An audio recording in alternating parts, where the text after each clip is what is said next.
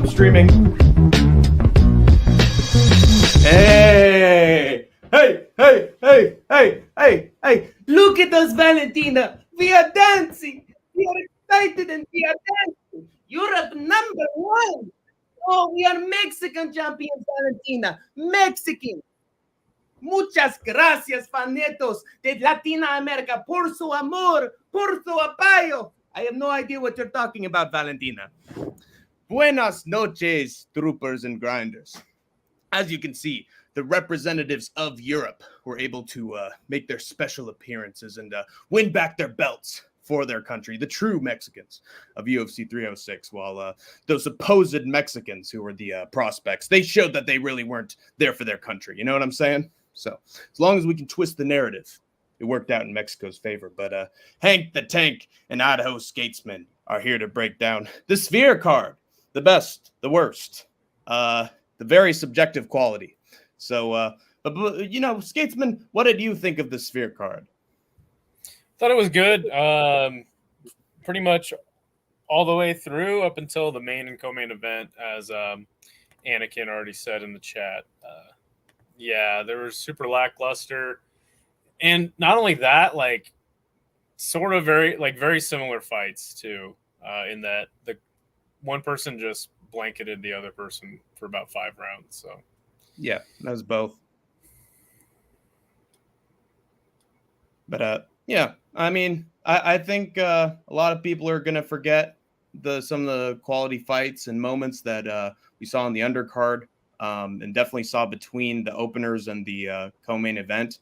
Those were all pretty memorable, but yeah, it's stuff that we'll remember in the backs of our brains when we look back on this event are probably going to be the co-main event and the main event. Unfortunately, I hope we don't, but it seems that way. Well, I mean, they're going to be remembered a little more, right? Just in MMA history in and of itself. You know, not for obviously for the right reasons and that they were boring, you know, but like, yeah, just in the fact that people are going to crap on them for years to come. So, yeah. But I mean, I do hope that we remember some of the cool movies that, I mean, and now I'm sounding like Dana White right now. Oh, it was the greatest success because we showed the short films from the Academy Award-winning filmmakers. But yeah, there was actually some good stuff in between the fights. And honestly, I hope the UFC shows some of that footage because it was pretty incredible. Not just like, you know, 10-second clips on Twitter, but actually like a YouTube video of all the cool films that were made, because that's a lot of work to put into the interior of the Sphere. And I got to say, they pulled it off for the most part. So I'll probably remember that. Yeah, I mean, the biggest issue, right, is like, and this is what I said on the post show, is like, one thing that MMA has lacked for a long time, or at least the UFC has lacked for a long time, is this idea of pageantry. I mean, letting Israel Adesanya have his walkouts, right, against Robert Whittaker, and then Dana White immediately being like, oh, we'll never do that again. You know, just like the pageantry in MMA. So they brought it back for this event to try and spice things up, and that was cool, right? That they did something different. They actually put effort into the UFC and did something different. And it was a nice, refreshing thing to see. Was it necessarily for me in the style in which it was done? No, I don't really care about the pageantry aspect of it so much as I do the fights. But yeah, it was just cool to see the UFC do something different. And it's a bummer that we're just going to go back to the Apex. You know what I'm saying? Like, right. Yeah. And that's the thing, man. That's what I was going to say, is that they're going to have this once in a lifetime event in 306, but you have any other arena show that's just, you know, regular or somewhere in the Midwest or in California, they're going to have zero pageantry. They're lucky if we get a unique entrance for the champion. You know, there's going to be absolutely no pomp and circumstance like anywhere on those cards, unless it's like, I mean, Conor McGregor's here or Israel Adesanya's there. They just barely let people have unique fight kits where they can customize their own fight shorts and, yeah, you know, so yeah. And again, that's for the detriment of the fighters as well, beyond just like not being memorable. And they had to bring it back for fucking 300. They couldn't give them custom shorts for any other show. So yeah, again, we're very lucky that we're actually getting big time events like 300 and 306 to actually like spice things up a little bit, because if this was 2023, we'd be getting none of this, you know? I mean, ever since the Reebok deal, right? Like, if you're the UFC, you don't really want somebody to become bigger than the sport again. It's true. And they've done a fantastic job of suppressing the fighter's personality and all that stuff. And that's definitely their goal, no doubt about it. But I mean, that's good for the sport as like a commercial value. But you know, you look at like what Ryzen does. Their events always feel different, you know, every time. And I don't know. I mean, again, like this is why this whole thing, this whole concept was strange to begin with, right? Like, and you know, Dana saying the only reason that he did it was because he wanted to do this date in Las Vegas, and the date was already taken by Canelo and Al Heyman, which the MGM guy who owns the casino let him take that spot. So he said, fuck it, I'll just spend the money and do the Sphere. But in doing so, like, we have this mixed reaction where we're like, yeah, it was cool to see something different, but like, now we're just going to go back to the same old bullshit. It was weird for him to even try this, I guess is what I'm getting. Right. Yeah, that's true. Do you think that that's what the rest of the MMA world is feeling, or? I don't know. I just feel like this is like a general MCU movie where it's just a popcorn flick, and hey, we saw some cool special effects, but now the party's over. It's just one Sphere event, and we're all going home. And honestly, it was nice to actually have sort of a interactive, visceral experience with the Sphere, given that I was just watching from the comfort of my own home. Like, honestly, I saved a shit ton of money if I were to even buy tickets. Like, I had cooler views of the fans in the arenas and the special effects than anybody who was just sitting there. So honestly, like, there really wasn't a reason to be sitting there in the Sphere to really see it live, unless you're trying to get an Easter egg. Like, I got my fucking money's worth just sitting at home and looking through a camera. Yeah, this whole thing was weird to me. Like, the fact that he would even pull this off is just weird, and it says something that Dana White would be working so hard on this to the point where he's in an incredibly pissy mood, you know, the last couple Tuesdays, and then the event finally happens. He's like, "Oh, I'm so glad this could be over with," and so we can just get back to putting zero effort into the product. It just kind of baffles me to even attempt this. Was strange, I guess. Yeah, which again is good. Like Sean says, once in a lifetime show, but it's like, at what? I don't know. You know what?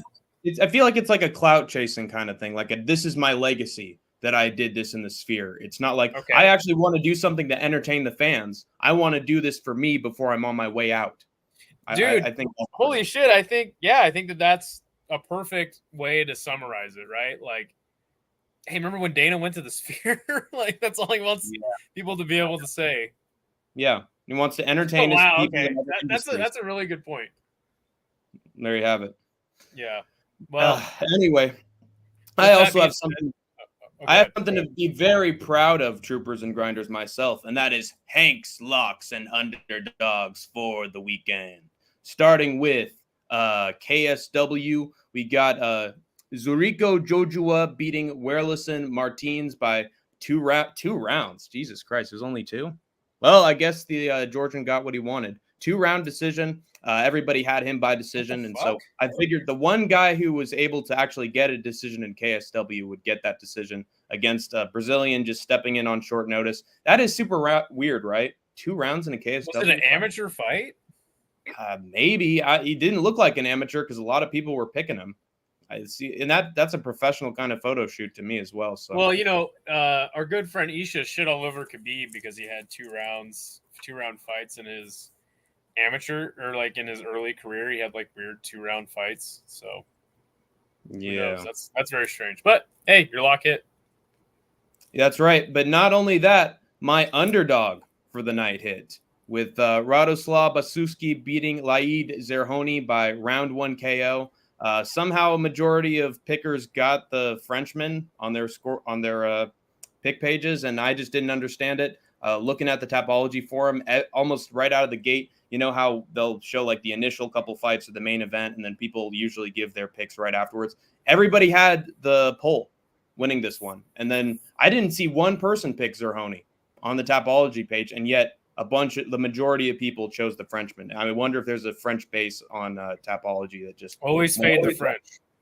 Yeah, exactly. That's the golden rule, and not a lot of people followed it, so I decided to, and it paid off. So I did really well with KSW, and then we had Bellator's Champion Series.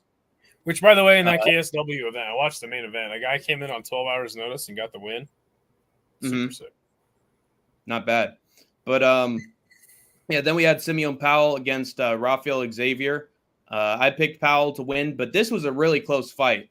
Rafael Xavier, I think he hit a head kick. No, it was a front kick that completely staggered Simeon Powell and put him on his butt. Trying to scramble up, he got hit again towards the end of the first round. Really brutal stuff. Like, really bad look for Simeon Powell. He didn't get any good offense in. But then by the second round, I think Xavier was starting to gas, because if you zoom out the picture of this guy, he's a fucking roid freak.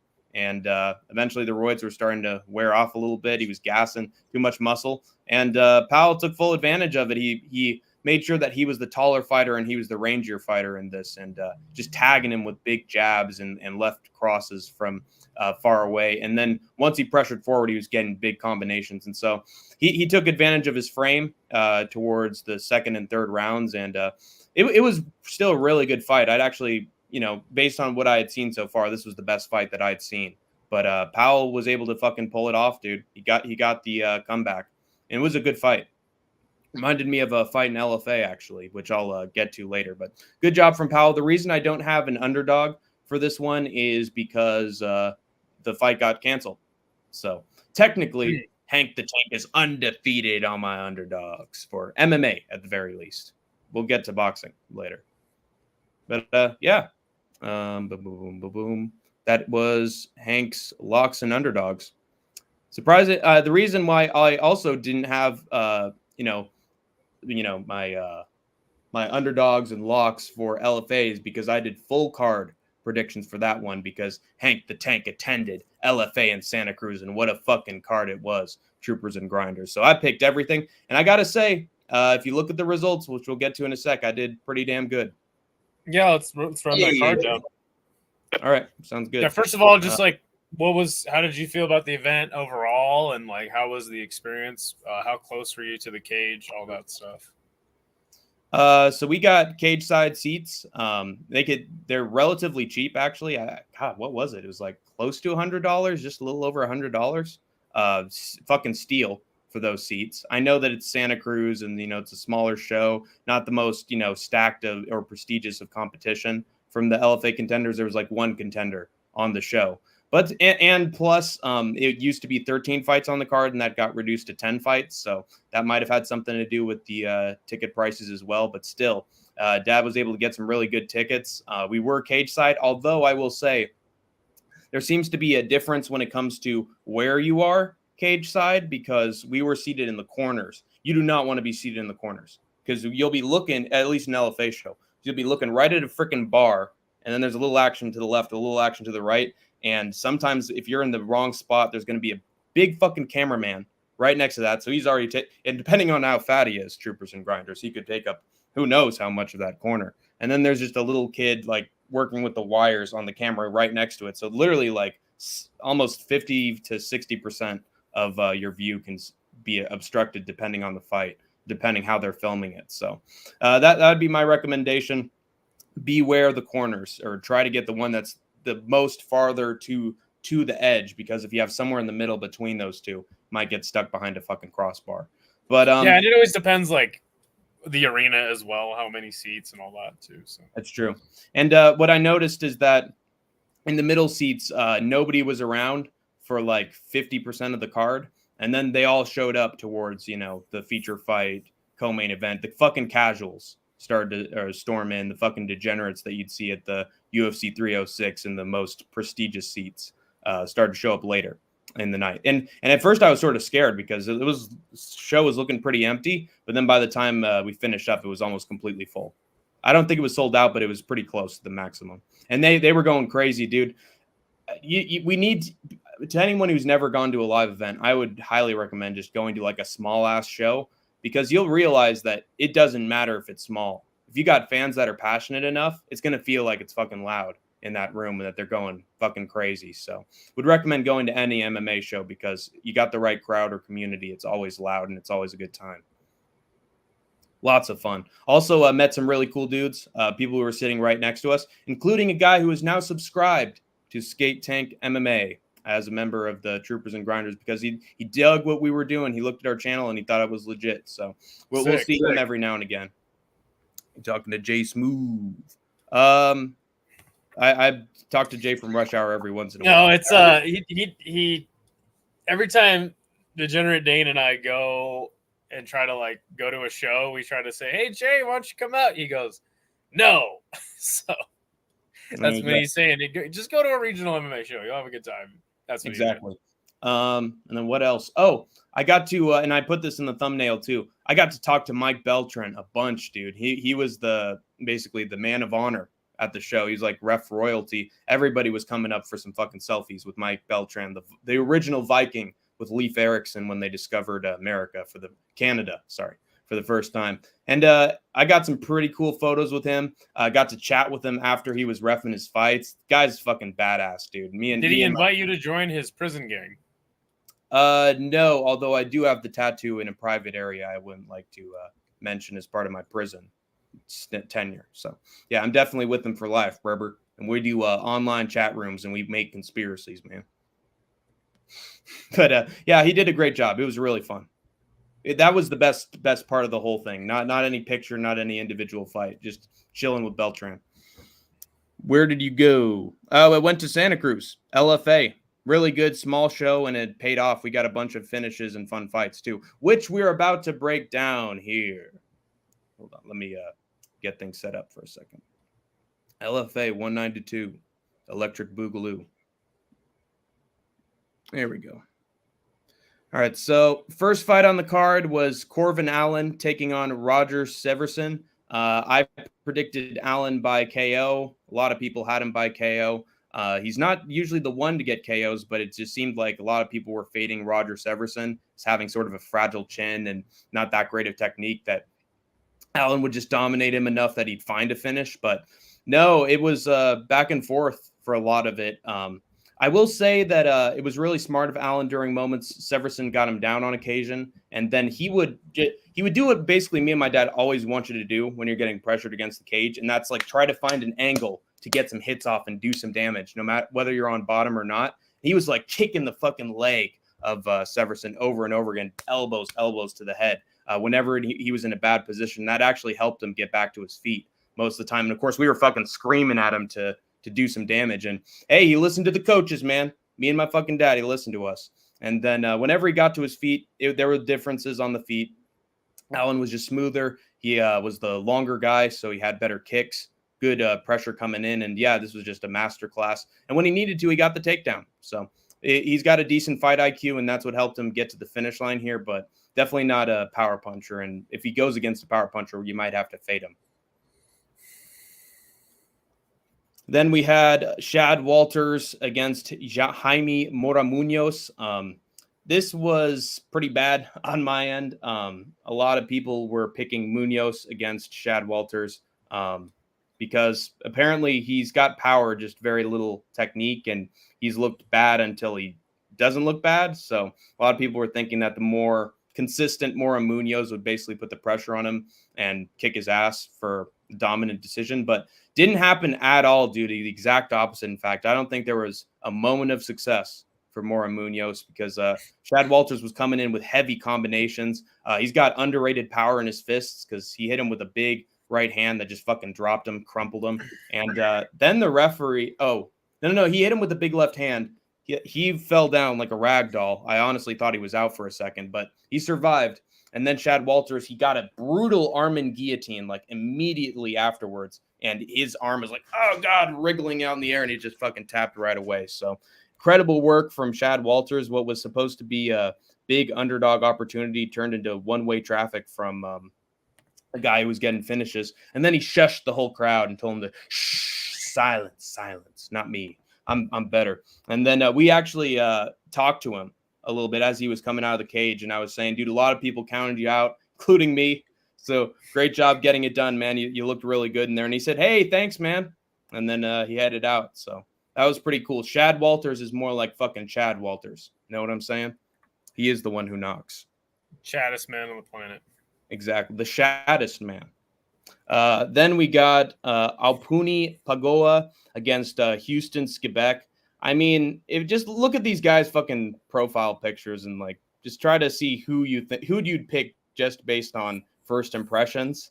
I went with Pagoa because Skibek literally has a bruise under his eye in his own Tapology pick, and God, it always hurts when you're a more pale fighter than the other guy because you could just see the damage on you when it's kicks to the legs, when it's kicks to the body, on the face, and he was just getting marked up by Puni Pagoa. At one point, he was just leading with uppercuts and just hammering it home. Whenever he had this little kid against the cage, he was fucking beating the crap out of him. At one point, he dropped him, and the referee was just old as hell.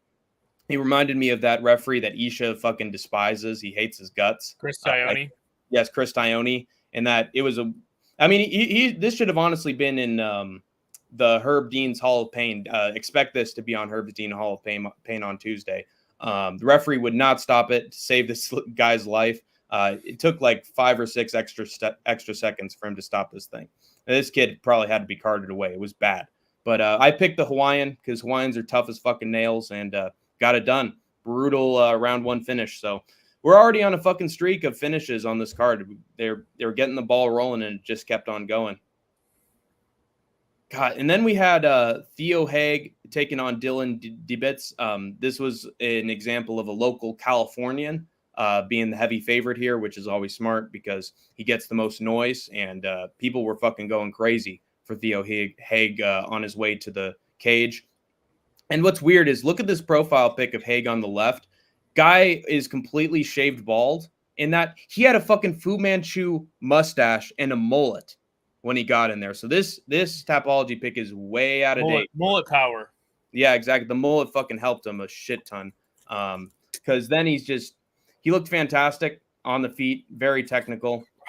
Again, he's the taller guy, so he takes full advantage of that.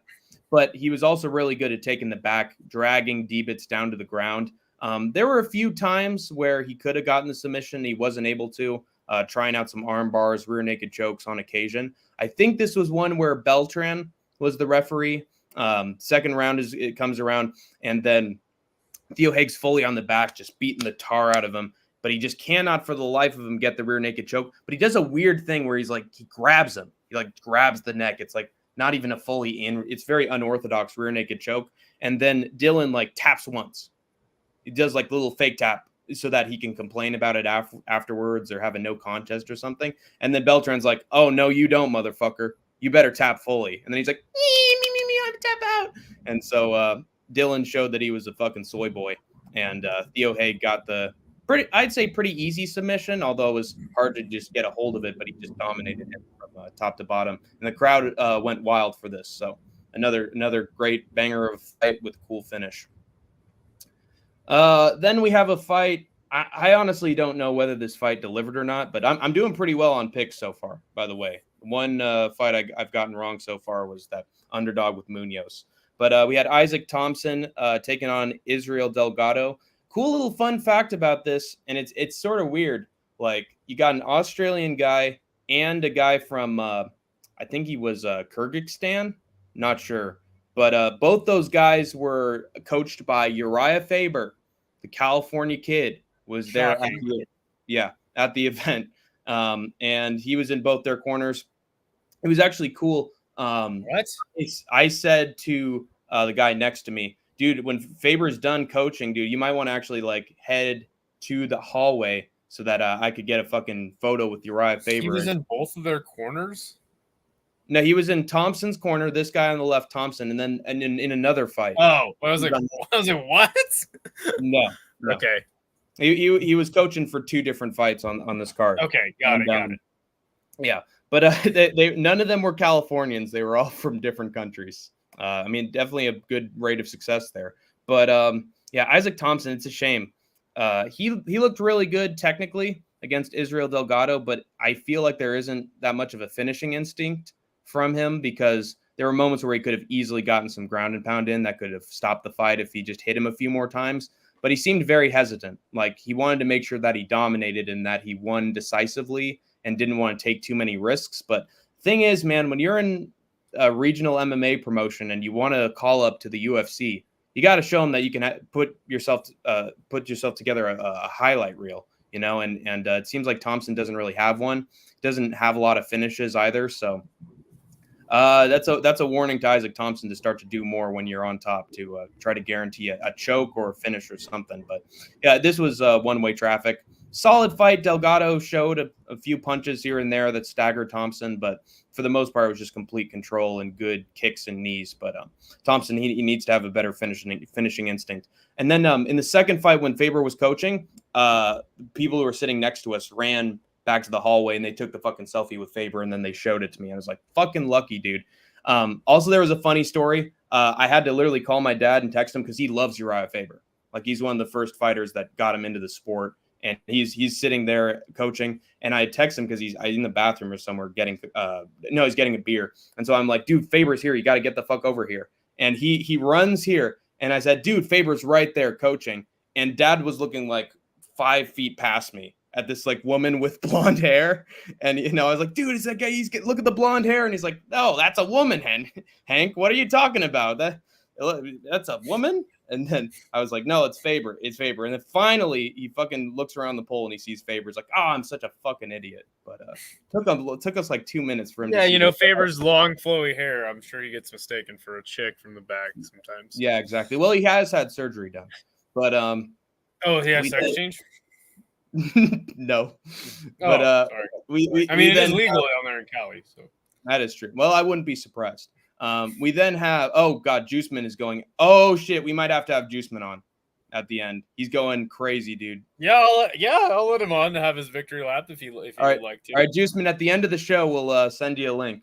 Yeah, we promised him that we would let him have his moment. So all right, fuck those Rams, by the way. But anyway, Randall Wallace taking on Renato Valente, also known as Buddy Wallace. And we were rooting for Wallace big time because he has a name that's actually sort of goes back to my family's own lineage. So pretty good. And William Wallace, the brave man who freed the Scottish from the British. So we were way behind Randall Wallace, extended family, by the way. And it was bad, man. Randall Wallace got dropped by Renato Valente in the first round. He seems to be a bit of a veteran because I believe his record was like 20-10 going into this thing. So he was tentative. They were scrapping back and forth. I wouldn't say that Wallace was winning the first round, but then Valente just sealed the deal with a big right hand, dropped him. And I thought that would be the beginning of the end, but then my dad and I started to get into our fucking coaching, dude. And we were telling Wallace, pressure, push him against the cage, 1-2 down the pipe, just fucking knee him to the body when you got him against the fence. And then sure enough, Idaho Skatesman, he started doing just that and putting the pressure on and dominating the second and third rounds. But it was a scrap from start to finish. There were moments that Wallace was getting wobbled, and then he found a way to get a huge takedown or pressure and then knee him to the head. It was a scrap. It was definitely the fight of the night, in my opinion. And Dylan was actually watching the feed with us at that time. And he texted me right after the fight. He's like, dude, you were so lucky to be sitting there and watching Wallace versus Valente live. That was a fucking banger of a fight. And so that was great that I got to see that. Definitely fight of the night. Wallace seems like a pretty good dude and showed his grit, man, because he got dropped and he looked wobbled for like a few seconds. And he was able to just show pure grit. And he actually sort of looked like Strickland for a second there, where he was like keeping to the body, pressuring forward, pressure, because he didn't look like it before, but just had that tentative iCarly fucking stance and then the body kick, and that's what won him the fight. So good job, Randall Wallace. Fantastic fight. Dane says, tough enough, UFC, Bellator, WSOF, IFL, FAC. Lion Fight, 1 LFA, and several jiu-jitsu tournaments. Don't forget about that karate combat that you went to, too. Listen off the shows he's attended live. That's pretty cool. That is a lot of great stuff. WSOF, that's sick. Jenner Dane's an ultimate hardcore. But then we have, I think I could like divide this section or distinguish this as the actual prospects section of guys who actually have a chance of being on Contender Series or the UFC. We had Aziz Ozorbek Ulu against Felipe Estevez. What was the name? Oral by. Yeah, this guy's Ozorbek. Oh no, Mir. What's the name? The first name of Oral by? I think Mirtek or something. Michtelbeck, yeah. And it's no surprise that the names were sort of similar here. The hat is similar as well, because we saw Oral by actually walking this guy down to the cage. He was there right alongside of Uriah Faber. He had the fucking hat and everything. So again, I got to spot another guy who's fighting for the UFC, which was pretty cool. I was starstruck, I tells you. The caveman from Scooby-Doo was there. But Ulu looked really good here. Super quick. Used his kicks very well, just rapid bullet-like kicks.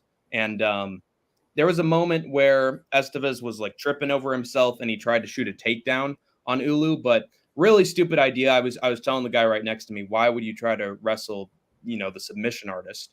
And then sure enough, Ulu reverses the position. I don't know how he did it because I think I turned my head for a second, but he turned him getting pressured against the fence to him wrapping himself around onto the back of Estevez and then rear naked choke immediately in tap.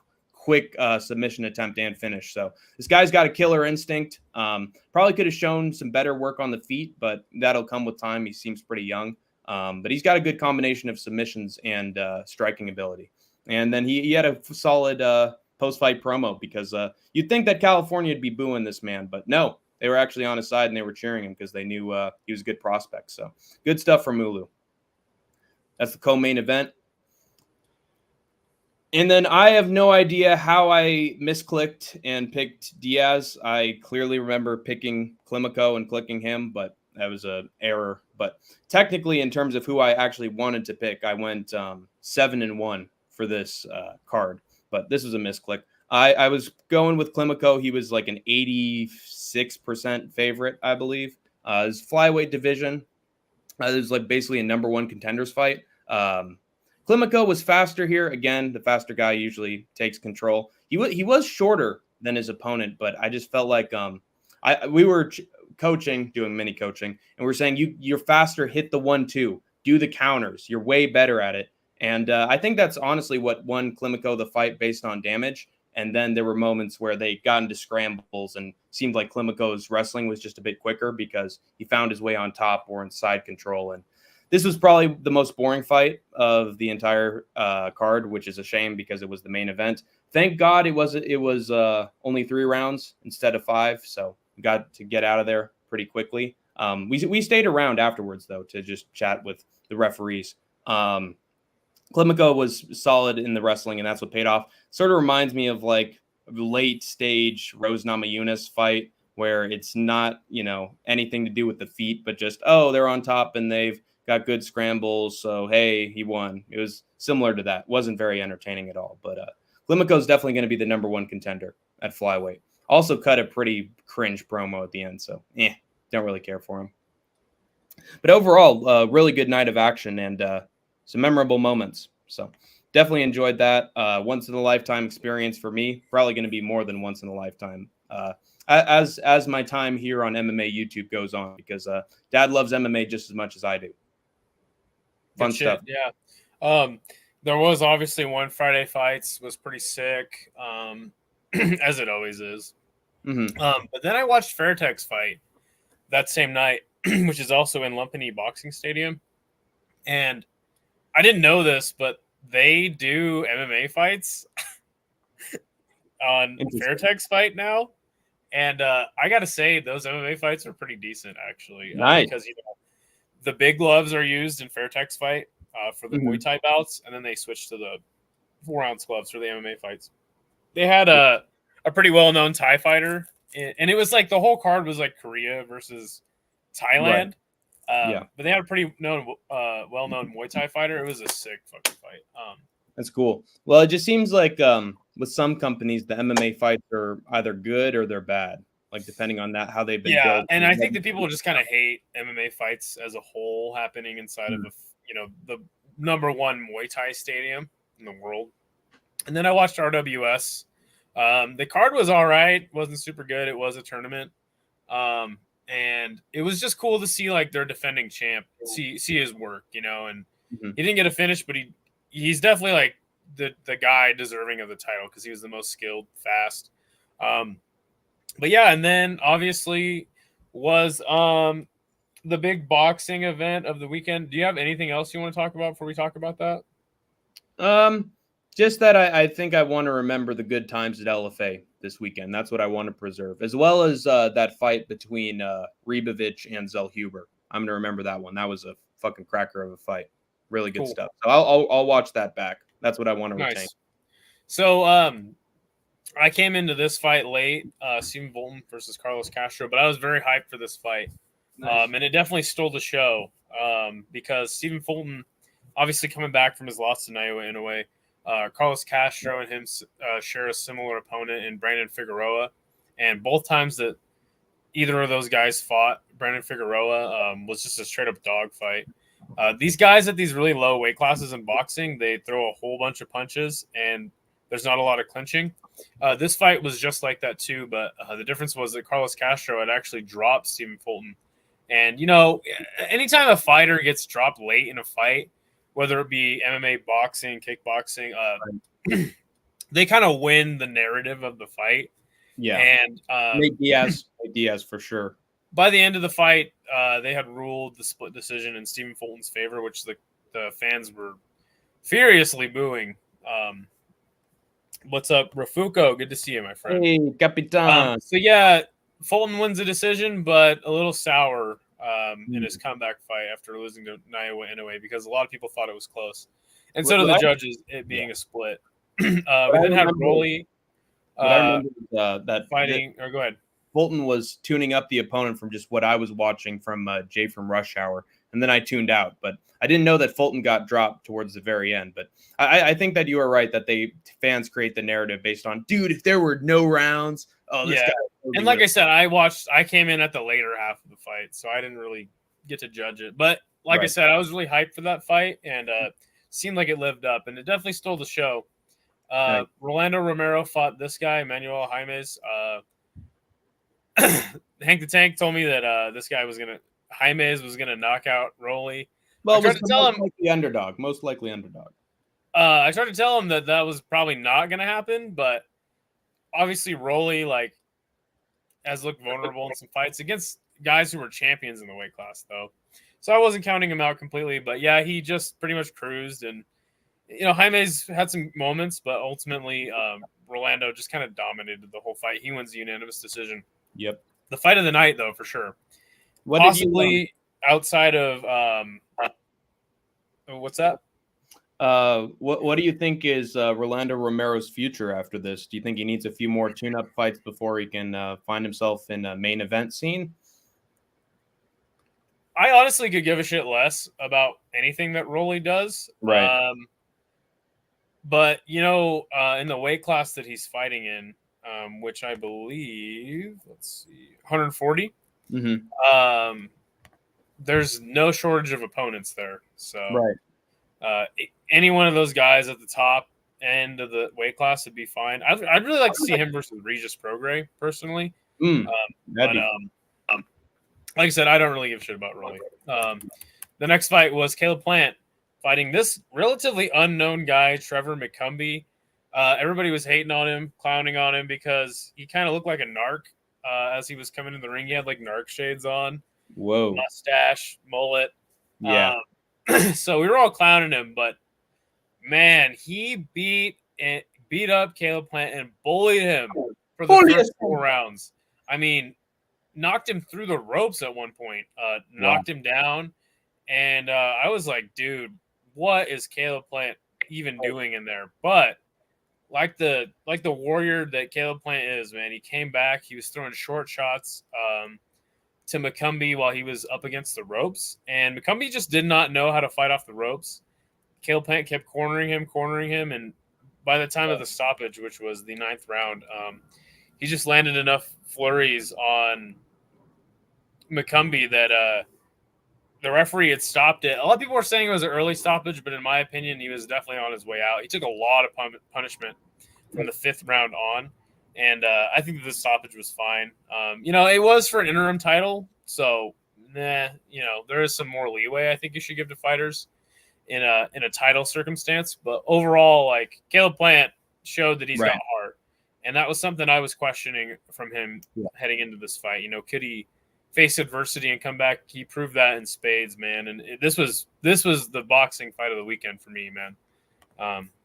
There was also fight was, some sort of bad blood going into the fight as well. Like, I heard that in the press conference, Caleb Plant was making some accusations of Trevor McCumbee, and Denial posted something about that. So Denial was getting excited for this one as well. It seemed like both men had something to say about each other. And then Caleb Plant also seemed to be like clowning around with Trevor in moments where he's like sticking his hands out to like. Yes, that was by the 5th round. That was by the 5th round, and the tide turned, and Caleb Plant just kind of knew that he had his number.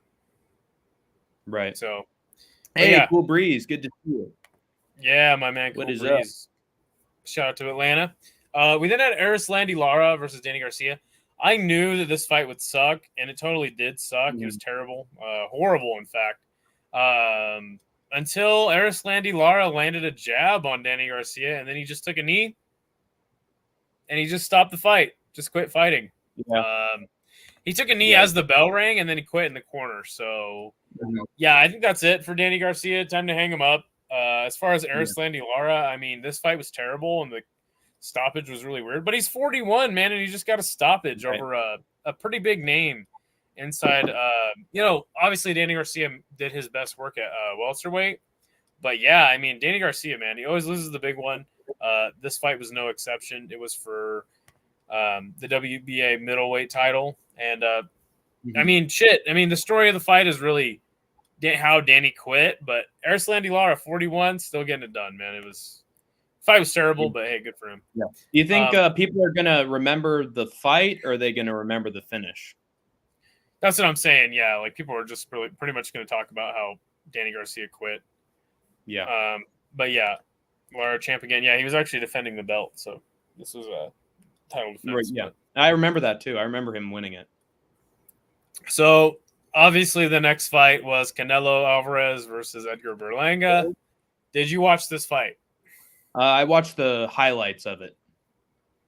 So, obviously, Canelo dropped Berlanga in like the 3rd or 4th round. Yeah. Thought he could finish. It was looking like he could finish. I wasn't sure how this fight would go.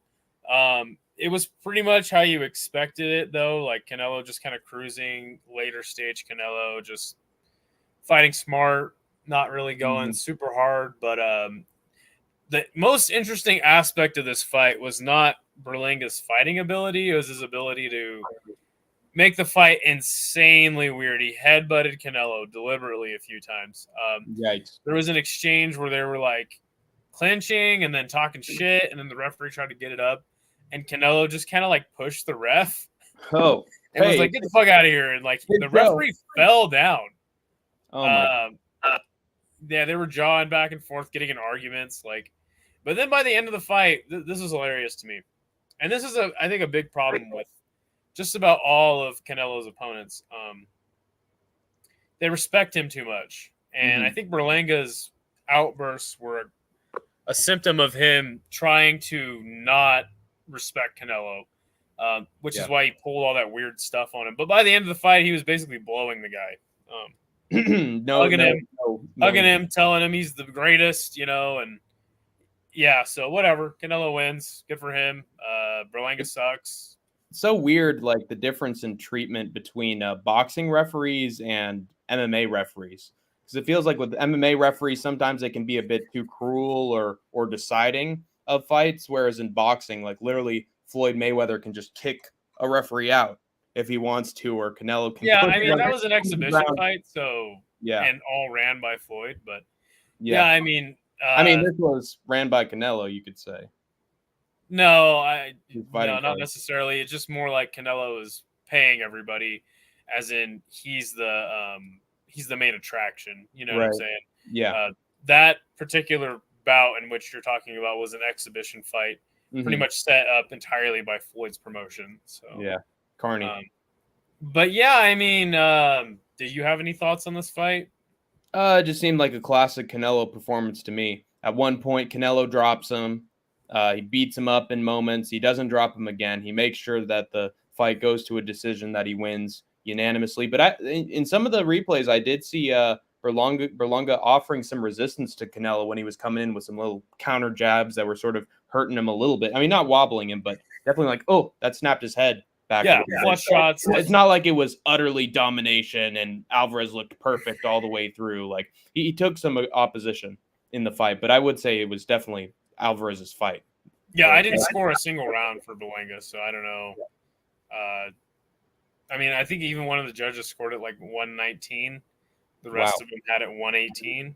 So they gave Berlanga officially 2 rounds. So pretty much domination from what I saw. I mean, you're going to take punches in a boxing match unless your name is Pernell Whitaker early in your career. But as far as what is next for Canelo, he's got now people he can fight at 168. The first name that comes to mind is Christian and Billy. But maybe a rematch with Bivol if he beats Beterbiev, or maybe if he doesn't. But I mean, honestly, who really cares about what Canelo does next if it's not the fight with David Benavidez? Everyone's just going to talk shit on Canelo. So, has Canelo given a time frame for when he wants to retire as a boxer, or is he just? Yes, he has. I think he said 39. I think he's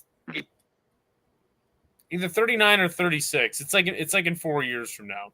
Okay. Wow, so, that's actually still a good amount of time. So maybe we can have some fights where there's a little bit of trouble for him. We can only hope. Yeah, I have no idea, honestly, and I don't really care.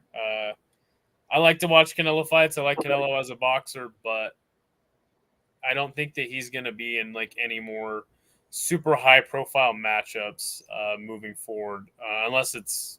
I mean, and Billy would be a fight I'd be excited for, but I think he'd wash in Billy. Just like he does with Jaime Munguia, Caleb Plant, or a guy like Berlanga. But yeah, it's the Canelo show. It's Canelo's world. We're just living in it. So Canelo's world. All right. So we got a few knockouts. That's nice. What's that? At least we got a few knockouts. I got to see those on Twitter. Gave me a little bit of a palate cleanser from some of the stuff I watched on UFC 306 when I was watching it. But, you know, I will say it was UFC 306 was a decent card in moments. Like, there were definitely some very memorable finishes and performances. But it's sort of weird. Like, despite it being only 10 fights, like, there are some parts of it I just don't remember all that much. I think because there was a lot of, like, time in between the fights, and then there was, like, the, you know, little short films in between. I don't know, just like for some reason I just remember the sphere itself and like the atmosphere around it and stuff that was going on between the fights more than the fights sometimes. But maybe that's just because I was doing my fight companion, and so I was sitting in the chair for some. Cool Breeze says he'd like to see him fight Morel or David Benavidez. I don't think either of those fights will happen unless they become mandatories, which I think, I don't know. They both moved up to light heavyweight, so yeah. Womp, womp, womp. But anyway, speaking of UFC 306, we get to our rush hour Tapology. Look at that handsome boy. Group. And Jenny actually joined the Tapology League for the first time. Wow. And are you just kidding wiped the floor with the competition. It was pretty tight until the last two. She picked Valentina and Marab to get it done. I picked Sean and Grasso. But yeah, Paulman coming in second. My boy Steve Sparks tied with him. Alex Smolin, shout out to Washington. And then there I was in fifth place, taking the fifth place spot. Good Some stuff. honorable mentions are, good old Banjo getting ninth, tied with Roberto Hernandez, who's probably going to win the whole league for the year. Yeah. Dougie Davis, Kanaka, 16. The Degenerate Dane, number 17. But yeah, we go down to number 23, and there's old Hank the Tank. Me. But hey, you know what? You got 5 fights right, so you're at a 50% clip for this show. It's still Not I'm tied with Sean Moody, and that's a fate worse. Yeah, that's kind of sad. Not gonna lie, but it is what it is. Yeah, and then we go down, and we got guys like Denial sitting really close to the bottom. Granite, our good friend, and Hazmullah surprisingly got last, and he has like 3 or 4 wins for the year. I think he actually has 3 wins for the year. So wow, off night. Yeah, definitely. So yeah, that was the Rush Hour Tapology League. Let's get into our picks and just break down the whole card like we always do. Let me pull my picks up real quick. Sean says, I said something cool about Morrell. Well, there you go. Let's get Granite the fight against Canelo. Yep, he'd whoop his ass. Unfortunately, he can't pass a brain scan. So we don't want him suffering any more brain damage. And then he says, like I said, congratulations on 5th. Yeah, thanks. Yeah, it's gonna be 5. It's gonna be Skatesman or Hank that's gonna be in the Tapology top 10. Trust. So that brings us to what, 9, 5, and 1 now for the year? 9, 6, and 1. 4. I think we keep were adding wins, bro. No, there's an 8 and 4, and then I got an 8 and 5. I think I had a solid card afterwards too. I remember I won on just on points before, and then I won on picks afterwards. Pretty sure. It's 9 and 6. It's either 9-6 or 9-5. I don't know. We need to probably add it up. But me and Hank 23, 9-6 and 1. Well, if Sean says 9-6 and 1, then that's probably what it is. But yeah, we get into. Oh, by the way, what is up, Isha? Some good underdog. Hey, 100%. Very memorable. So I got my picks pulled up this week. You smoked him, Skate. Yeah, it happens, man. It happens. Every once in a while. So our first fight of the night was Raul Rosas Jr. versus Arichi Lang. I did not think that Raul Rosas would be able to sub Arichi Lang just because this is the toughest opponent that he's ever faced as far as just longevity, most vet guy, more well-rounded guy that he's ever fought. So I did pick him by decision. There was a moment in the first round where he damn near had the choke on Arichi Lang. Pretty close. But no, Arichi Lang did not get choked out. But I wouldn't say he looked good, like in any spot. Just got controlled by Raul Rosas most of the fight. And you know what? Good for Raul Rosas, man. Like, he looked a little more patient in this fight. So definitely something I've been wanting to see out of him instead of just like bruising forward. But yeah, good for Raul Rosas. He gets it done in a decision 30-27. So yeah, I had him by round 1 submission. I came pretty close to it with that choke, rear naked choke towards the end. But Arichi Lang did a good job fighting the hands and stayed in there. And honestly, I think what made this fight close was he had solid takedown defense in the second round. Like, Rosas would come in, and honestly, like, bad entries from Rosas Jr. In that second round. He was just coming in from like a distance, and then Arichi Lang just spread out the legs and just fucking flattened him down. And then other times he took the leg, and then Arichi Lang just literally pushed him off of them. So, and I noticed that there were moments where Raul Rosas Jr. looked a little frightened when he couldn't get the takedown. Like, he looked tentative. He was on the back foot. Like, he wasn't intending to stand and bang with Arichi Lang after getting the takedowns. I feel like he's becoming a little bit reliant on his wrestling, and when that doesn't work, he just looks a little fragile on the feet. But that's just what I thought in the second round. Towards the third, he comes out like a house of fire, trying to get a takedown, and then immediately he gets it and lies on top, and that's what wins him the whole fight. But dude, I don't like Raul Rosas Jr.'s stand-up that much. I like that he got that KO of what's his name? It wasn't Val Woodburn, it was someone else. But when he got that first round KO, but Raul Rosas Jr. is not going to be a solid striker in the future. I think he's definitely going to be reliant on his grappling, and that might do him in at some point. So I wasn't actually that impressed by Raul Rosas Jr. in this fight. Almost pulled out Isha with a hand says injury. Rosas said he had almost pulled out with a hand injury, and post-fight presser looks huge in there as a 19-year-old. Yeah, that's what I was gonna say. Is like, he had a hand injury, but I'll say like for only being 19, I believe he turns 20 today, or I think he turns 20 soon. If he's not already 20, there's a lot of time for him to develop. I don't even know what team he's with, but yeah, there's a lot of time for Raul to develop. And this is just always what's going to happen if you throw in somebody in there as a teenager and, tout them as a prospect. So it really just depends on how the UFC pushes him along. I 100% agree with Sean Moody on this opinion. Oliveira will retire Chandler. Yeah, he absolutely will, in my opinion. I'm definitely picking Oliveira. We said the same thing about Charles Oliveira when he was in his early 20s. Still so much time to develop, 100%.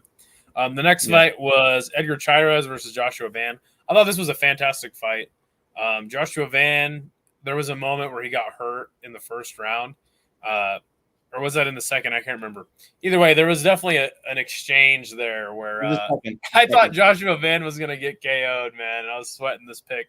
I almost switched my pick to Edgar Chairez because I just wasn't sure if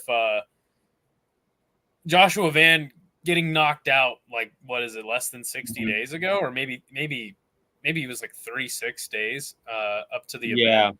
It was a good idea to throw him in this fight on the spot. And Edgar Chairez, man, he looked good. He looked good in there. Almost got Joshua Van out. But you know what? Van won the first and the third. I thought there was a case for a possible 10-8 in the second. But ultimately, Joshua Van wins a unanimous decision. So good for him. This was Isha's favorite fight of the card. What's up, Dirty Hippo? He says, hey, I'm walking here. Who the fuck is this guy? He's like a combination of New York and bald-ass Conor McGregor. Nice. Good to see you. Good to see you, Hippo, my good friend. Edgar's jab was gorgeous. Great distance. And what is up, Joshua? Tell us all about your weekend and everything you ate and everywhere you went to. Yes, everything in your life, daily. I had Van by decision as well in this one. And we should rename him. He should change his last name to Joshua Yan because he always has a pretty mediocre first round. And then finds a way back in the second and the third. And it's tough because he's always trying to get his range and sort of figure out the rhythm of his opponent in that first round so he can take it back later. But, it's a very risky approach. Joshua Van's pretty much an atom weight. He's always smaller than his opponents. And that always puts him at a little bit of a disadvantage, usually towards the start of the fight. And it took until the second round for him to find his rhythm to really pressure forward on Edgar Chairez, who, by the way, I'm shocked that Chairez looked so good in the striking here.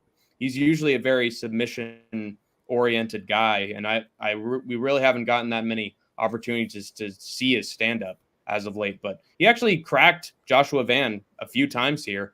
But Joshua Van, he rallied, and God, there was just moments where he was getting like 3, 4, 5 combinations on Edgar Chairez, and I think his boxing and especially his like entries with the body shot and then the headshot afterwards, they're almost always money as soon as he starts to like put those together. And then there was that moment that Skatesman's talking about where I think Chairez got the reverse elbow and that somehow just landed with the forearm. Yeah, with the forearm, but it still hit him, and he was getting wobbly. And then he shot for the takedown afterwards. There were people who were complaining about that, and that makes zero sense when you've been wobbled or the commentators just aren't fucking paying attention to the action. But he needed to get Chairez down to the ground in order to recover from that pretty big hit to the chin. What I was concerned about was why the fuck did Joshua Van go for a knee bar at some point? Oh my God, I'm so glad you mentioned that, dude. It was in that exchange. There was like a heated exchange between both of them. And then all of a sudden you see Joshua Van drop down for a fucking heel hook or a knee bar. I had the same exact reaction. I was like, oh my gosh, a knee bar. This is not Japan, bro. Yeah. I thought he was seriously going to, I thought I was going to fumble the bag right there. I thought that Chairez was going to fucking arm in guillotine and beat the shit out of him on the ground. But Joshua Van found his way back on top, and just spent the rest of the third round on top, just beating him up. But fantastic fight, especially that second round was absolutely fucking bonkers. And feeling good for Joshua Van. I was really scared he was going to get chinned or subbed at some point just because it was on such short notice. But Van's back on the tracks. You got to follow the Van this time again, CJ. Oh, my dog. They're getting away. The ballers. But good. So the next fight was Ketlin Souza. Club and sub on poor Yasmin Horigi, who did not tap. She went out cold. Vicious stoppage. I thought she deserved the bonus for sure. The thing about this Yasmin Horigi girl is like she has really good striking, but this is the second time now she's been like put out cold. Almost got put out cold by the strike that landed, but I don't even know how to pick her fights anymore moving forward. Obviously winning a decision against like a gritty vet and Sam Hughes, and then just losing that fight that you're like, oh yeah, she's got it. She's a better striker than the girl. She's gonna knock her out. Yeah, I don't know what to do moving forward. But as far as Ketlin Souza and with respect to Denise Gomez, who knocked her out in the first round as well, like definitely like got to do some more research on these opponents that Yasmin Horigi is gonna fight, because I think that she's just a little too reckless. It's going to be tough to pick her moving forward. Yeah, it's going to be tough to pick either of these girls because, honestly, I just think both of them are mid overall. Like, Souza's just bad in terms of overall technique, but she's got a lot of power, whereas Uruguay has technique and she has the ability to get ground and pound, but her chin is fucking fragile as glass. This fight showed to us that Denise Gomes' first round KO was not a fluke whatsoever. Yeah. Like, she can get chinned in the first round, and I'd say that Uruguay was doing good overall. Like, she was definitely doing the better striking in general. Good kicks to the leg. She used her height and reach advantage as well. I don't think there was a point where she shot the takedown. Like, I think she was trying to be Ketlin Souza's last opponent, who was taller and just beating the shit out of her from range. So that was her goal. There were moments where both women hit each other in the junk, man. And, that's true. Back to back. Somehow they were able to just find the fucking sweet spots, man. It was pretty bad. And it adds to a lot of conspiracy theories towards these tough Latin American women, and interesting. But anyway, they both kick each other in the nether regions. I don't think it really affected the outcome that much. Maybe it put Uruguay off balance for a second, because then Souza just comes in with a fucking left hand that just fucking crumples her. And I would call this a fluke, except that Souza was able to immediately adjust and get in the backpack for the rear naked choke right away, snap of the fingers within like 2 seconds, and got it, dude. Quick, snap and sub. So I got to give credit to Souza for having excellent BJJ after the big left hand that dropped her. Like, she took no time to get her out of there. So congrats to Ketlin Souza. Upon further inspection, she does deserve a performance of the night. I heard some people saying that fight of the night should have gone to Van versus Shirez, but dude, Ribovic versus Zellhuber was. I think the bigger problem is just give more bonuses out. Why is it always exactly free? I know, but Souza kicked her ass, and good for her for getting the quick sub. Very, very instinctive. Great fight, great striking. The girls she's been KO'd against are butch-ass KO artists. Big Butch Power. Trust. I think that was for you. Fragile as Glass, disagreed. The two girls who knocked her out have power and knock girls out. In the first round? When she couldn't knock out this other fucking scrub for 3 whole rounds? And she can knock out I think that's more a testament to how reckless Horigi can be in the striking. I think that it's more just like Hank's just kind of parroting whatever MMA guru has to say about the fights half the time. He didn't say anything about her having a fragile glass chin. I said that she's been KO'd in the first round twice. How are there conspiracy theories? I think he was more talking about the fact that we just saw in the Olympics, right? That girl won the gold. I think he's more talking about that. Hey, Isha, can you not disagree with every single fucking thing that I say? I'd appreciate it, buddy.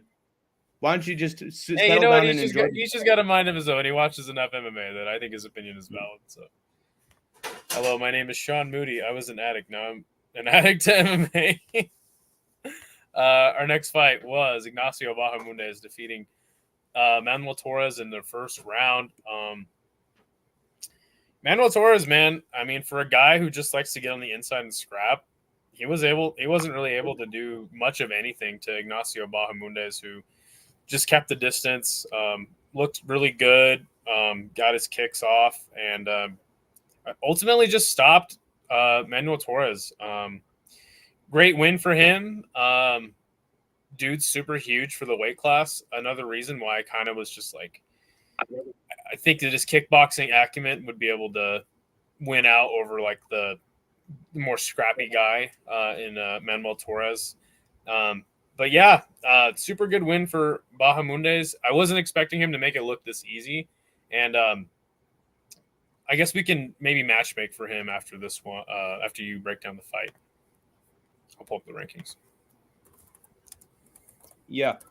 Hold on 1 second. Yeah, good for Idaho Skatesman for getting this pick perfect. Not exactly perfect. It was in round 2, not round 1. But yeah, it seemed like Bahamondes was the taller opponent.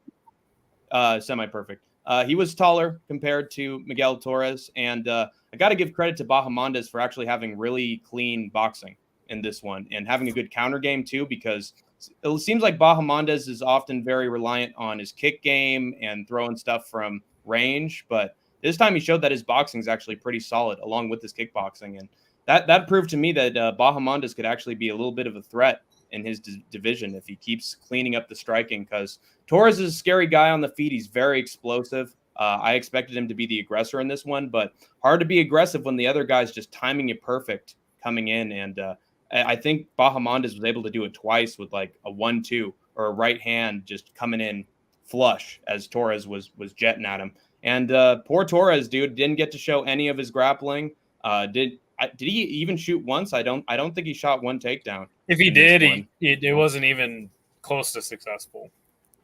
Oops. And so basically, yeah, Bahamondes was able to get the 1-2 and put out Torres. It was brutal. In fact, Torres didn't even get a chance to be like, tough guy and get to his feet one more time. He literally just shelled up afterwards. Yeah. It wasn't like he was knocked out. Yeah, he was gone.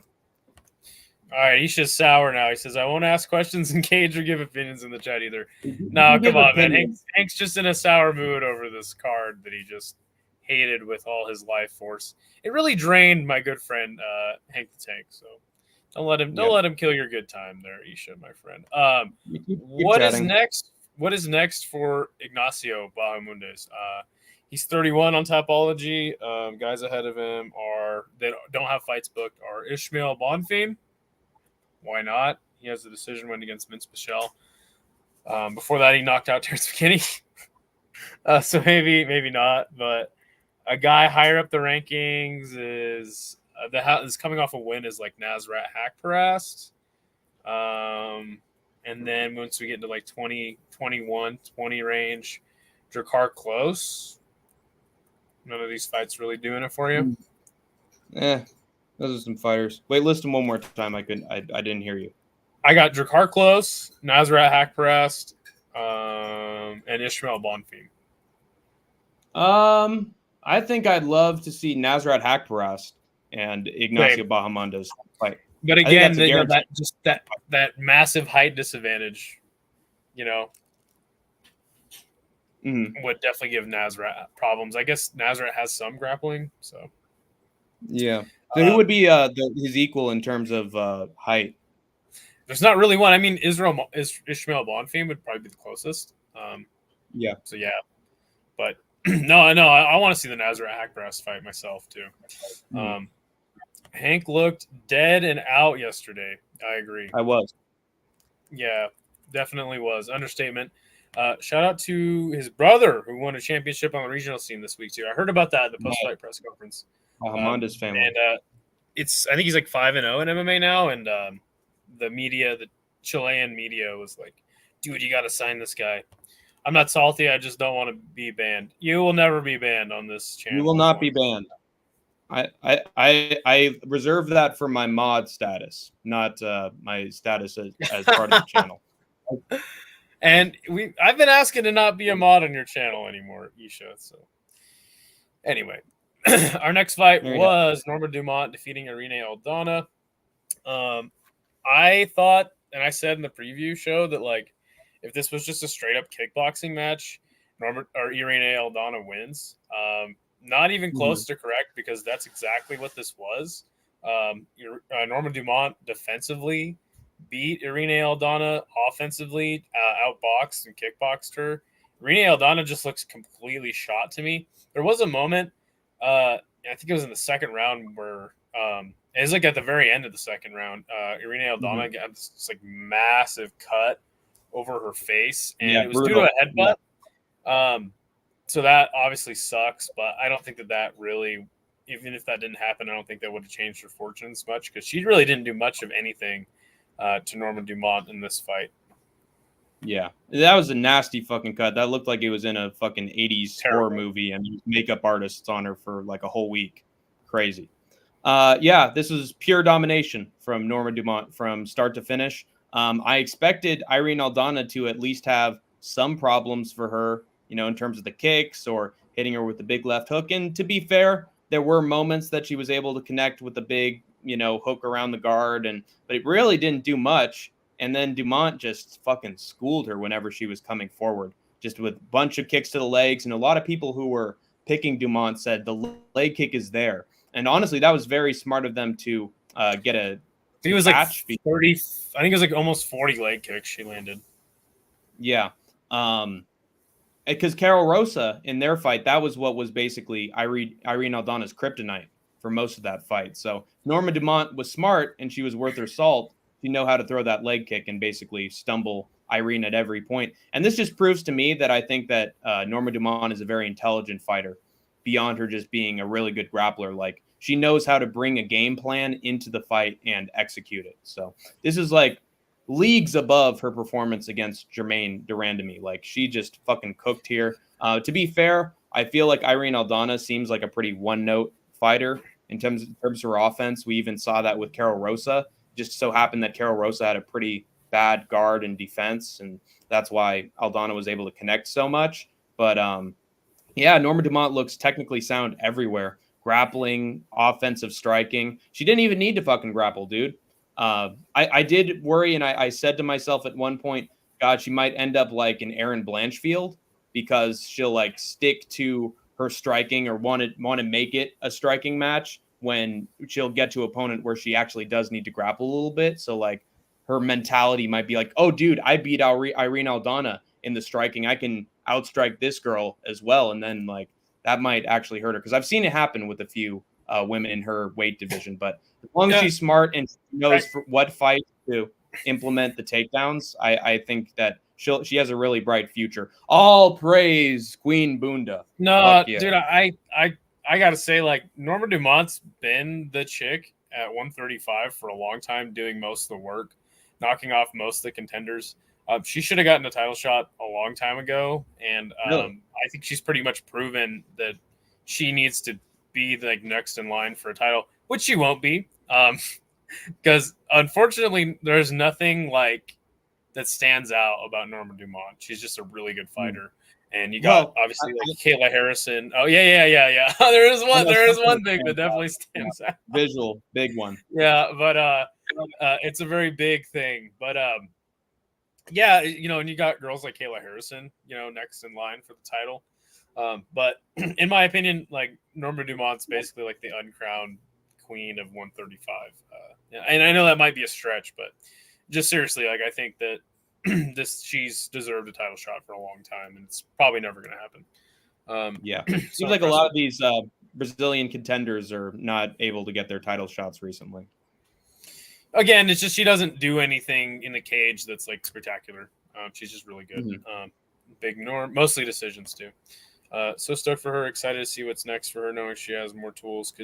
Cool to see more potential contenders in women's division in the UFC. Like I said, she's been a contender for a long time. So the next fight was Ronaldo Rodriguez defeating Ode Osborne. I thought since Ode Osborne has lost via submission so many times that, and Ronaldo Rodriguez respectively has a lot of submissions, that to be a really easy pick, just obviously Ronaldo Rodriguez would get the submission. No, he gets cracked really early on and almost finished in the first round. Embarrassing. And it was Ode Osborne going for submission attempts after Ronaldo Rodriguez kind of recovered and was able to defensively grapple. I thought that was really strange to see Ode Osborne, the guy throwing up subs. The fight progressed, and Ronaldo Rodriguez was able to actually like get him, get his back, try to lock up subs to no avail. And I personally thought that he won the last 2 rounds. And then I thought that it was a 10-8 pretty clearly in the first round. So I was expecting a draw. Turns out that the judges didn't see it that way, and they gave it unanimously to Rodriguez, which is kind of a shocker. I thought it at least would be a split or a draw or a majority draw or something, but nope, no draws this time around, and it is what it is.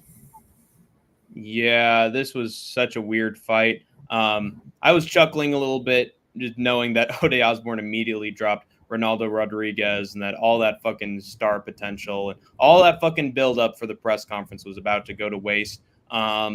Lucky enough, who was the referee in charge? I think it was that Mike Beltran? I think Beltran was the referee for this one. And he let it play out, and Ronaldo Rodriguez was able to scramble, but he really did absolutely nothing when he was on his back in the first round. Yeah, it might have been Herb Dean. And Osborne was beating the absolute shit out of Rodriguez, just elbowing him to death, big loops around. And I agree with your take that it could easily have been a 10-8 to Ode Osborne, that one. I don't remember a moment of like resistance or success from Rodriguez. And it's like either we get a 10-8, right? That's like, that shouldn't have been a 10-8, or it's like we all think it should have been a 10-8 and it's not, so I don't understand 10-8s anymore. What I find absolutely fucking ridiculous is that one judge gave a 10-8 to Ronaldo Rodriguez for round 2 when he got him down and did a little bit of grappling and had some rabid punches here and there and some attempts at submissions. And Ode Osborne was scrambling and finding his way to his feet in moments. And, it's not like he was getting the tar beaten out of him by Ronaldo, but that's the fight. That's the round that the judges give the 10-8. I don't understand that whatsoever. I honestly think the fix was in. Yeah, you know what? You're absolutely right. So I have the cards here. Sorry. Adelaide Bird was one of the judges that gave it 10-8 to Ronaldo Rodriguez in the second round. Yeah. How is Adelaide Bird still a judge? I in know. Las Vegas, dude. What the hell?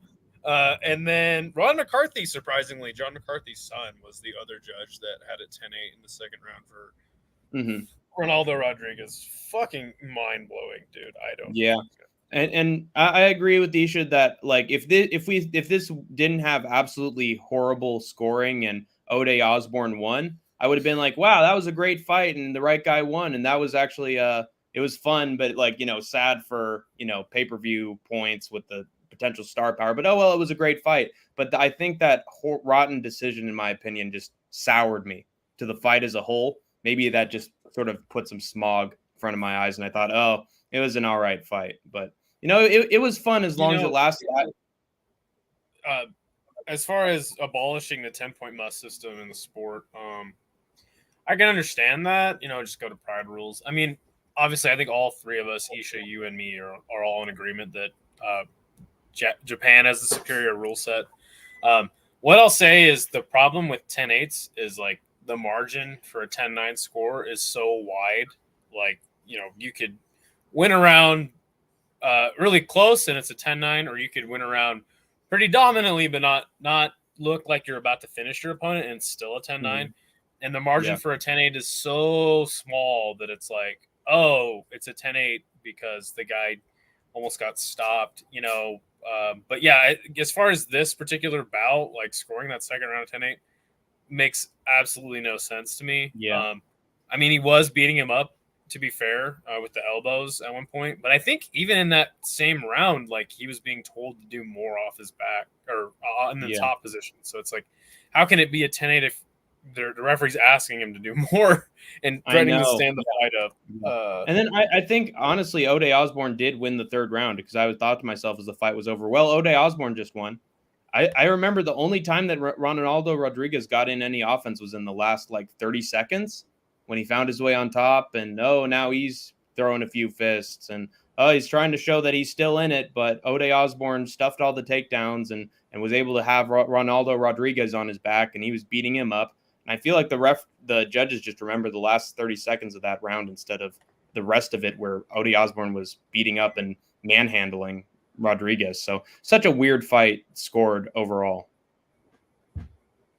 Yeah, I understand what you're saying. I mean, some people have also suggested like a half point system where you give like a 9.5, 9 or an 8.5. I don't know. Again, like you said, none will be perfect. I like personally, I like a 10-minute round, and then if there's no finish, do one more. But that's just me. So we get into the next fight, which was Esteban Ribovic versus Daniel Zellhuber. I had it 1-1 heading into the third round. I thought that Ribovic was having some trouble with just the way that Zellhuber was fighting. He was getting in his licks once in a while, but I thought that Daniel Zellhuber's use of distance management and the fact that he is such a big lightweight was gonna win. I thought it was gonna win him the fight. But then in the third round, he just gets clipped, and he gets clipped bad to the point where I think that the third round stats were almost 80 significant strikes from Ribovic to 15 or 20 from Zellhuber, which I think could have even warranted a 10-8 round. Yeah, that does, doesn't it? It wasn't a 10-8 round, obviously, because I don't know what that is, I guess. But yeah, Ribovic gets it done. Good for him. I did think it was commendable from Zellhuber, though. He got hurt bad, and he was able to survive doing the crazy rolling thing like Izzy, but he didn't make it look like he was knocked out on the feet, so the referee didn't stop it, which was also Jason Herzog in this particular bout. Fucking damn it, dude. What? Just Jason Herzog. His name just sends shivers down my spine. Well, he did a good job, though. He didn't stop the fight. Yeah, but Zellhuber, man, he recovered well and was able to survive to the final bell, but I thought it was pretty clear by the end of that round that Ribovic would get the judge's nod, and he did. So good for Ribovic. I faded him in this fight, but and you know what? I've never picked him to win any of his fights that he's been in. So I honestly have no idea how to pick this guy in fights, and I need to readjust that moving forward. But you know what? Zellhuber, young guy, and he can recover from this loss for sure.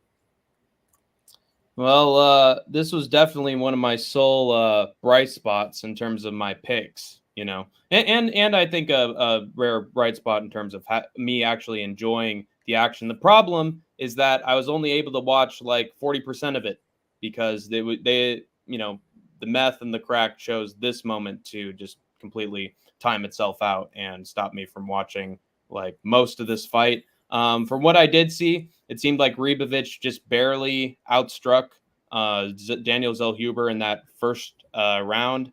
I knew that Zellhuber was throwing some good body kicks, and every once in a while he'd throw a big shot that would clip Ribovic a little bit. Sick elbows.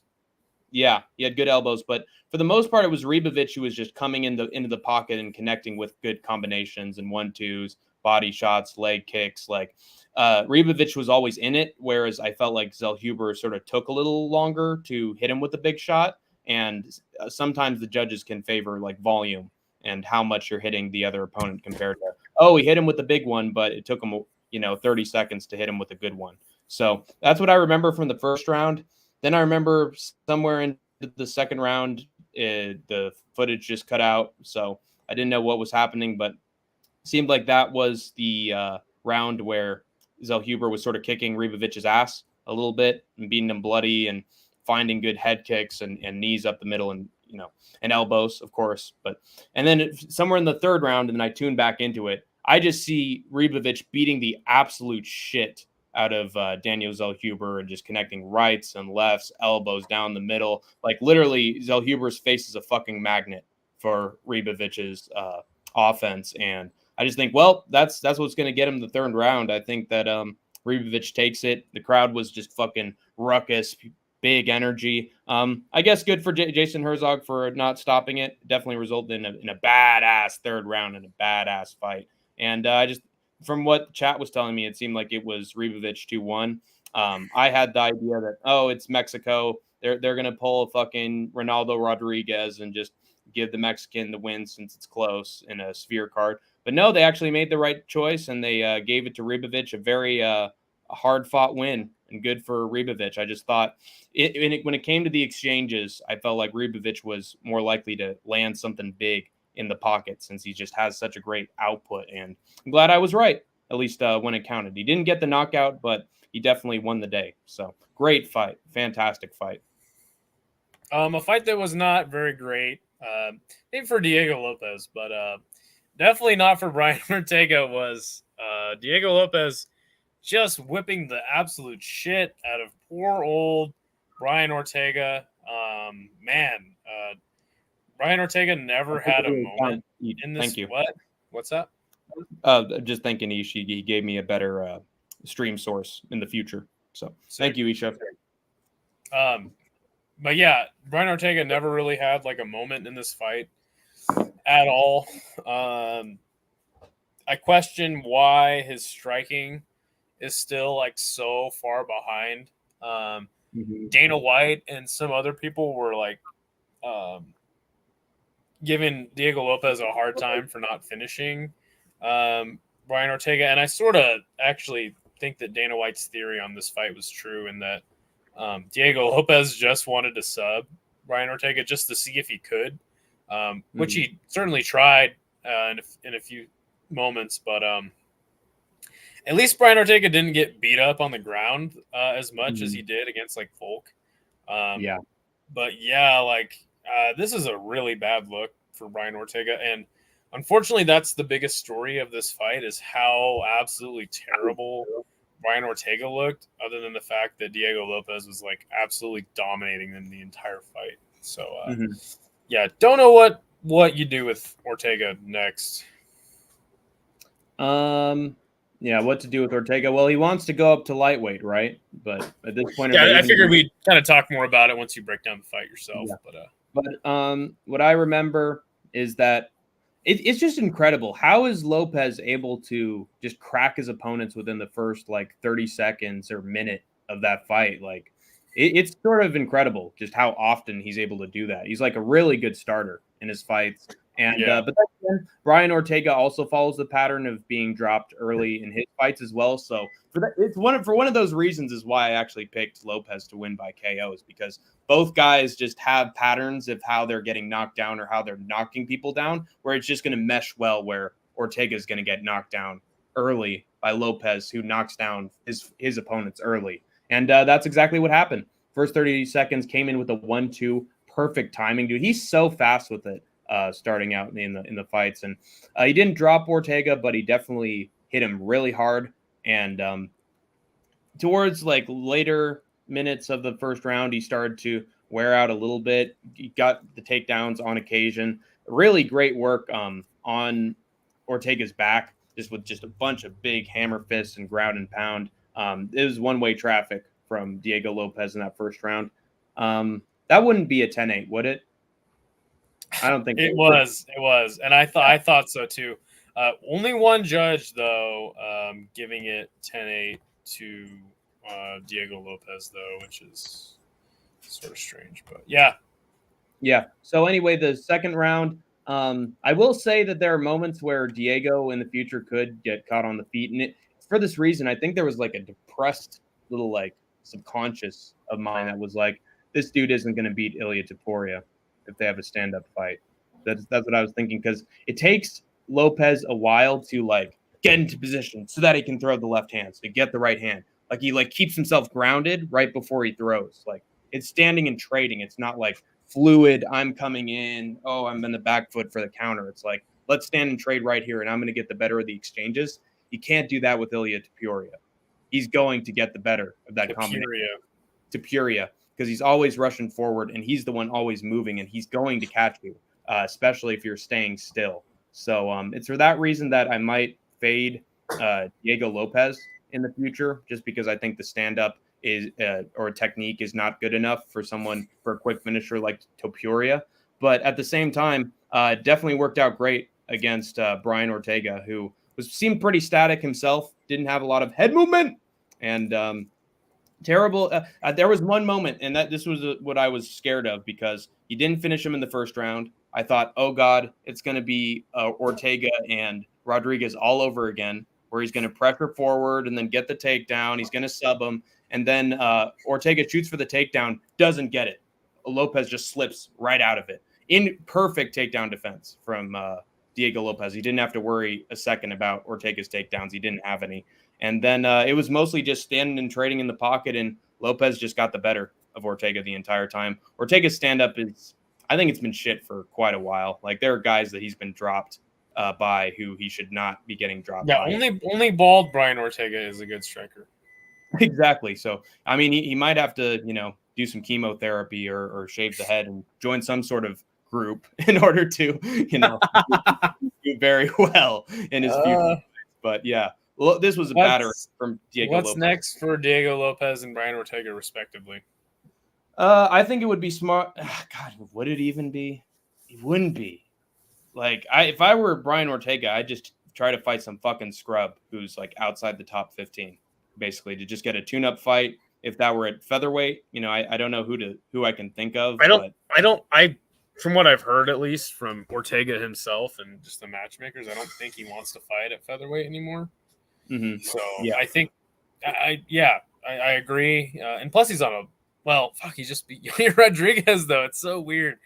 I think if he goes up to lightweight, his chances of having a better chin might be true, but also like people are punching harder up at lightweight, so it's hard to say exactly what he should do. People have thrown out like Justin Gaethje versus Brian Ortega. I love that fight, but I think that's the first time you see Diego Lopez get knocked out is by Justin Gaethje. Yeah, exactly. But as far as Lopez, go ahead. I don't think Dana was sitting on him. I think Dana was surprised, but also stoked how much of a savage he was looking for the sub on the submission guy. Yeah, he's a badass, and he's printing me money, so he's great. Yeah, he did say, like, when asked about what's next for Diego Lopez, Dana White did say, like, whatever he wants.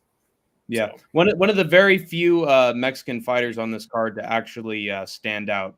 Well, he's not Mexican, though, so exactly. I don't know what you're talking about. That's what I'm saying. That was the joke, is that he's not even from Mexico. He's at a gym in Mexico. Very sad state of affairs.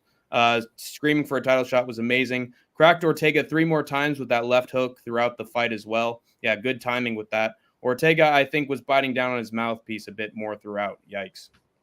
Hey, Anakin, good to see you again. What is up? Hold on. My internet's shoddy. Told people to never doubt Lopez. They don't listen. Lopez is coming for the belt. Yeah, in terms of like how I would book Lopez, I'd honestly allow him to just have the title shot against Ilia Topuria. Since he's exciting, it would be a fun matchup. He's number 3 at this point. I mean, what do you have him fight like Volkanovski or something as a number 1 contenders fight? Like, what do you do? I mean, Volk wants to go up to lightweight, so I just give it to him at this point and bring some hype into it. Ilya fucking run it back with Mozart, but he is booked against Aljo. Yeah. So and he Arnold Allen's floating around out there, but I don't think the UFC wants to give Arnold Allen that spot. Yeah, not after 2 losses. I think Ilia Topuria beat number 5 in the world, Josh Emmett. Topuria? Why can you not say this guy's name right? Ilia Topuria. Topuria. Ilia Topuria. Okay, there we go. Ilia Topuria beat Josh Emmett, who was at number 5, and they just gave him a title shot. So I don't know. If they got us coming off of the decision win to Giga Chikadze, by the way. Yeah. Ortega is hard to finish. He proved that again. It's going to be interesting to see him at lightweight with less of a weight cut. Yeah, maybe. But I just don't. I think he's pretty static as a fighter for the most part, especially at this stage in his career. And he's got a bunch of ring rust too. He was out of the cage for like 2 years. True. And then he comes back and he takes a lot of damage in every fight he's into. Lightweight is full of talent. Ortega better play it safe. Exactly. in both divisions, in my opinion. Allen should fight Yair. Like That'd be a great fight. Ilya Tilapia. Yes, that is how you pronounce it. So yeah, poor old Brian Ortega losing again. We then get to Hank the Tank's favorite part of the card, and everybody really. I mean, everybody's favorite card of the card. Big fan favorite. Alexa Grasso defeated by Valentina Shevchenko, who both these women have now fought each other for a combined total of 65 minutes. I said heading into this fight that it was so hard to pick. I didn't really know who to pick. I was just going to pick Alexa Grasso just because. But I did not want to see this fight. I was pretty uninterested in it. And these ladies proved why this fight sucked to begin with in the booking. I mean, meritocratically, I guess it made sense. Val has a loss and a draw to her. Now she's 1-1-1 against Grasso, and I fear a fourth fight might be on the horizon. As far as the technical breakdown of the fight, not much to really say. Alexa Grasso didn't do anything at all, really, to Shevchenko. And just kind of like, I mean, she threw up some subs that did nothing at all to Valentina. And Valentina just kind of lay and prayed and just got it done, man. Smart. Actually, a very smart game plan from Val just to win the belt back, Who cares if it's boring as hell? So good for her, and she got to do her little spin dance, and all was well in the Shevchenko household, which is maintained by Valentina, her sister, and their coach, all in the same bed. But yeah, what say you about this fight that I know that you just loved? Yeah, my all-time favorite. I gotta put this on my top 10 list. I tell you. Hold on. Before I let you take the mic, was this still a better fight than Rose Carla 2? Yes, it was. Yeah, I agree. That's what I was saying to myself while I was watching this fight. I was like, at least it's still better, because you knew that Valentina was just going to do this, right? In Rose Carla 2, you were like, okay, are they going to like throw something? Like you were like, okay, maybe something's going to happen, but no, nothing ever happened. Yeah, at least Grasso at one point tried to put on any sort of offense, even on her back. She was Rose Namajunas in that performance. So with this one, good for Valentina. She did her job. She shot the takedown because she knew that Grasso had a tough time stuffing the takedowns in their last fight, so she did it. Honestly, I think the reason this fight is boring, like I said before, it's the fault of Grasso.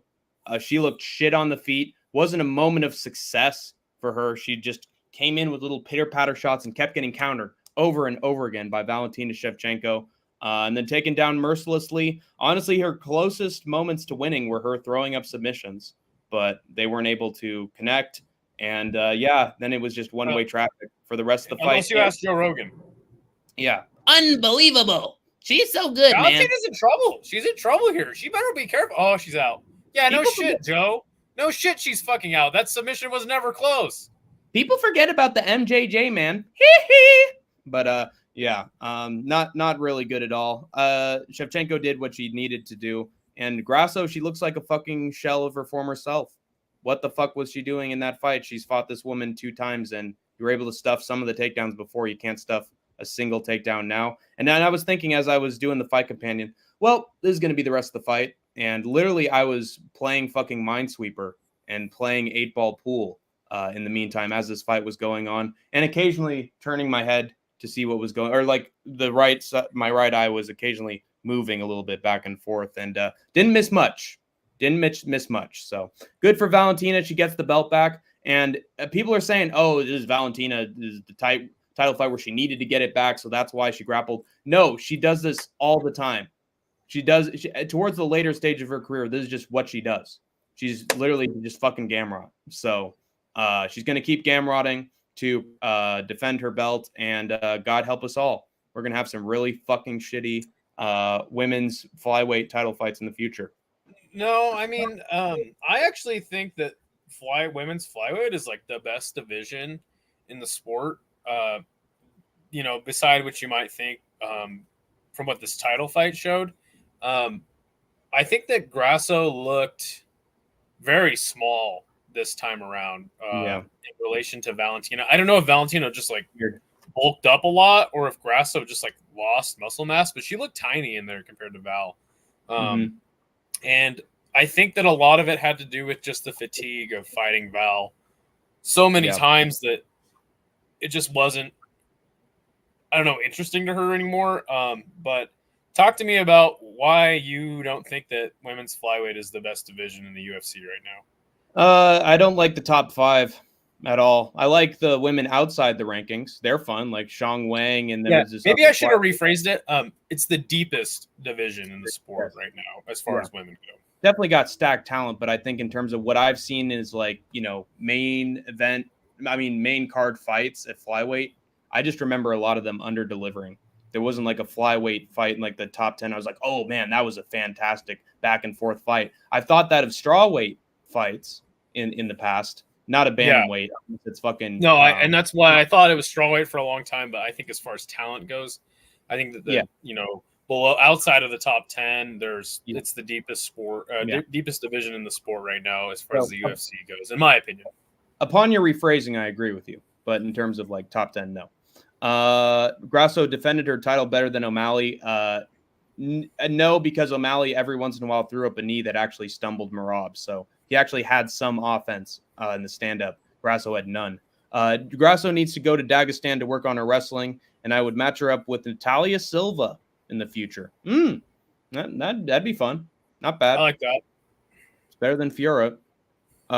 Guess what Valentina and Merab have in common? Hugging the whole fight. That is true. Sucks that it was a boring fight, says Isha. Hold on. God damn it. New comments. There we go. Valentina had a game plan and it was working in the first round. So she kept it rolling to secure the win. Domination. You could say the exact 100%. Same thing in the main event. So you can't blame the ones who were winning the fight. You got to blame the ones who had to react and didn't. Doubt there will be 4. Dana was not pleased. I sure hope not. But maybe in the future if Alexa can get a win. But I don't want to see this fight again, dude. 65 minutes of this and potentially another 25 added on. Kill me now. Valentina said that she wasn't interested in a 4th installment. It wasn't interested in the quadrilogy. So hopefully Dana listens to them. Just yes. There you go. Yes. Manon might get the belts, to be honest. There is a chance. There is a chance. If she can stuff the takedowns of Valentina, she could beat the shit out of her on the feet. But I'm definitely going to be rooting for fucking Valentina to get the takedowns on Manon Fiora because I just don't like watching her fight. But that's just my own personal bias. Yeah, I don't mind Manon. I think she's good. And might be the last big test for Valentina. Yeah. Give her hell, Valentina. Grasso looked awful. If it was not for Diego's BJJ coaching, she would have been even more cooked. Yeah, it would have been nice if Valentina got a submission because she actually came close to an arm triangle on occasion, a head and arm choke, but didn't happen. Too bad you weren't there in the corner, like coaching her.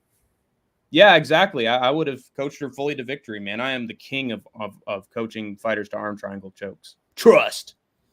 But Anakin MMA, Grasso title run was fun while it lasted.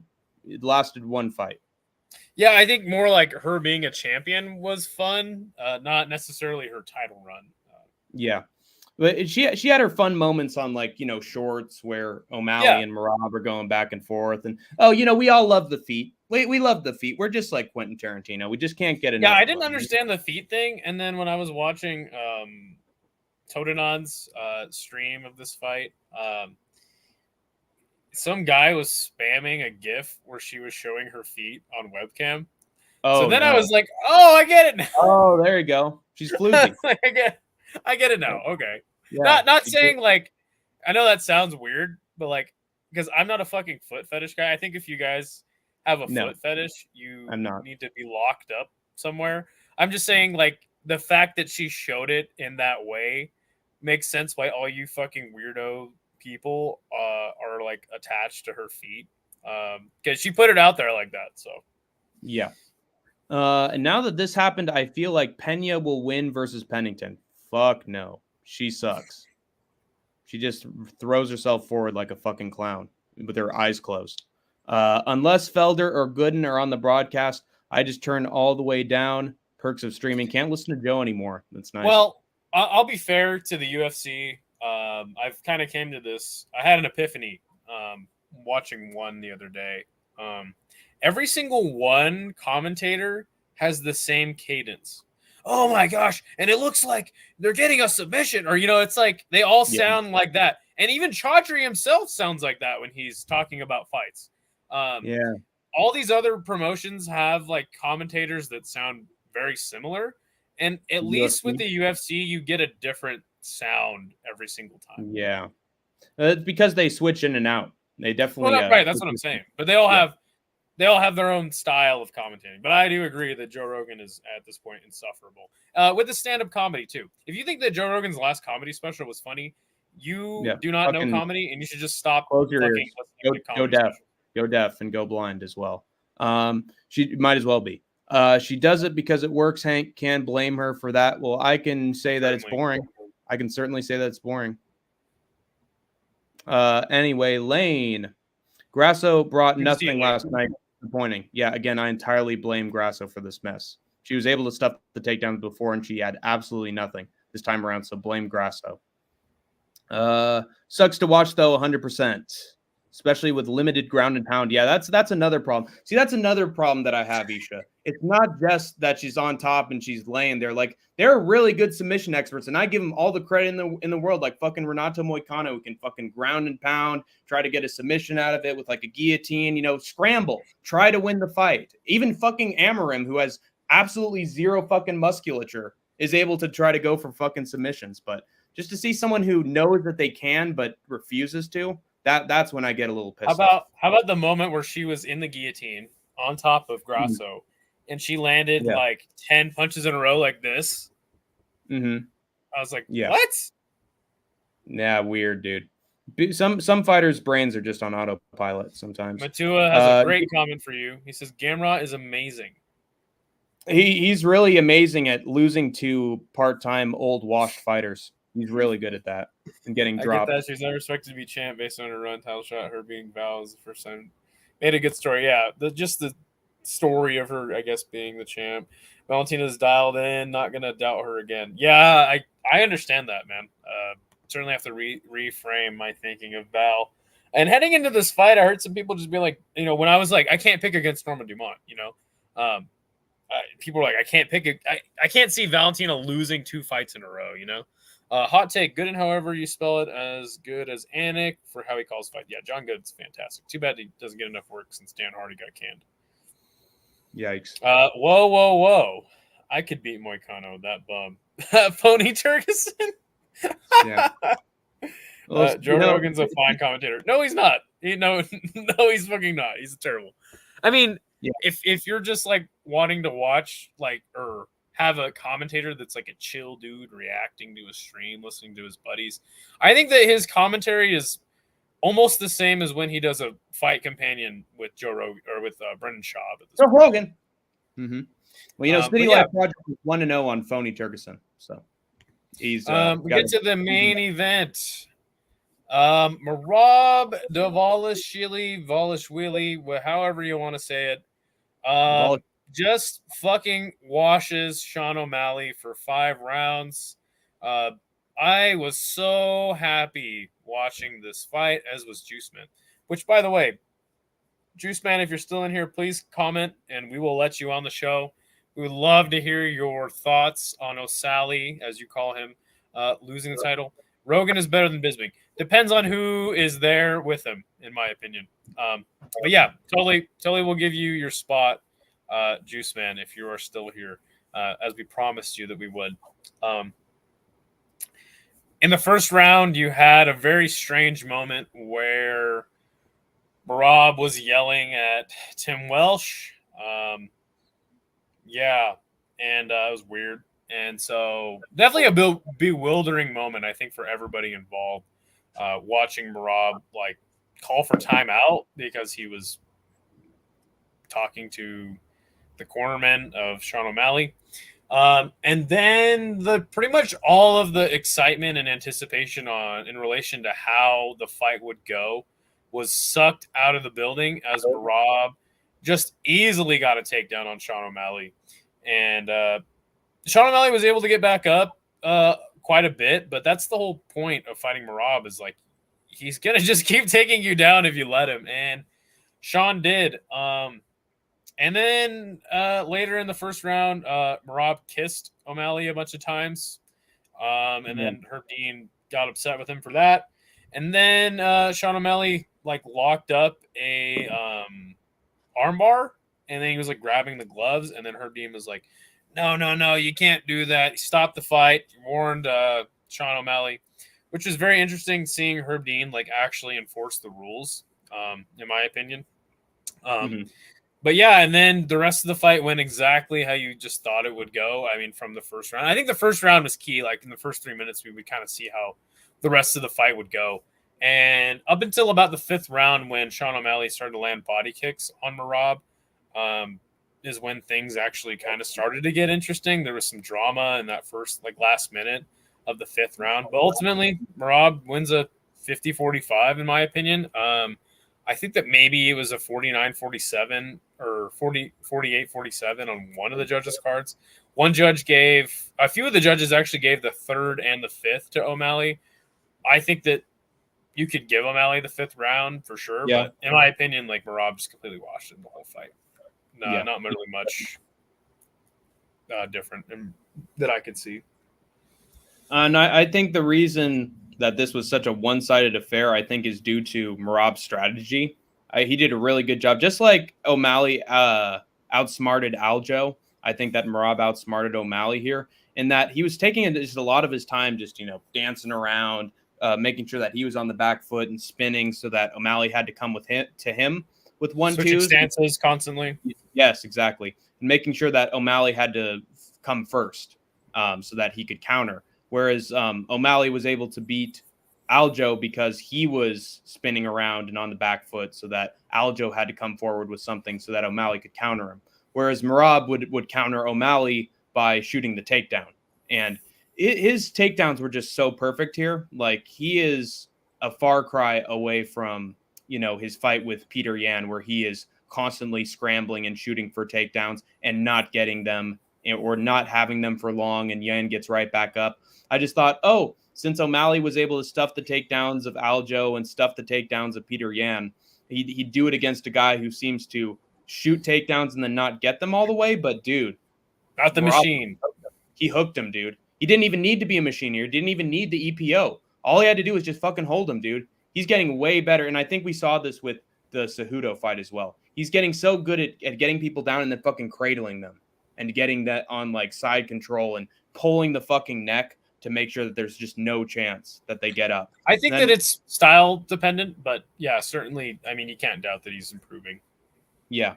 And just beat the absolute shit out of O'Malley. Like, every single chance that O'Malley was like trying to get up or staggering, Merab was coming around with a fucking right hook that just bashing his fucking skull. And an illegal knee at one point too, which was sick. Yeah, it's crazy. I mean, it's just fucking classic Merab, right? The man, he's a fucking crazy man when he's in that cage. Almost like a Khabib, where he's just fucking always talking to his opponent and trying to be a character or somebody who has something to say during it. Often to his detriment, though.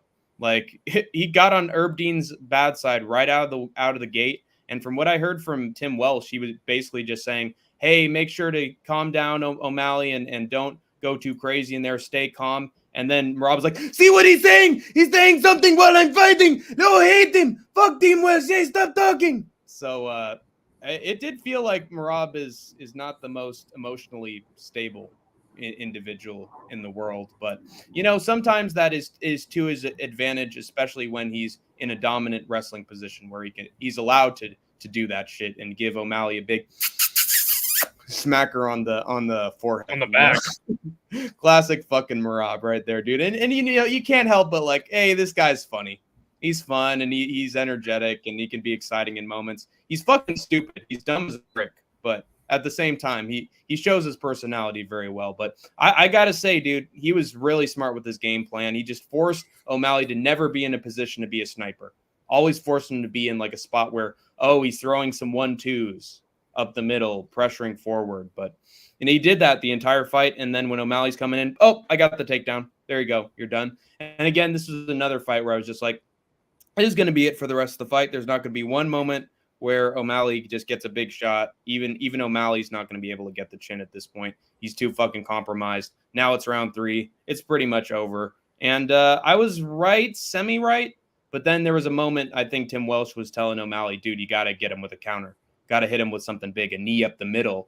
And then O'Malley listened to his coach, and he brought the knee up the middle. And I don't think it chinned him. I think it hit him like on the nose or somewhere around here because his face looked a lot more red afterwards. And then O'Malley's like, okay, this is my chance. But he had no chance to like hit him with something big because he was just gassed out. He looked so slow in the 4th and 5th rounds, like not himself. And Merab took full advantage, and he just got the takedown when he needed to, dude. This was absolute masterclass. Yeah, I agree. What's next? Well, one thing I'll say is I thought that Merab's post-fight interview was obviously very wholesome, but like he just sounded – I was pretty much over the card at that point too.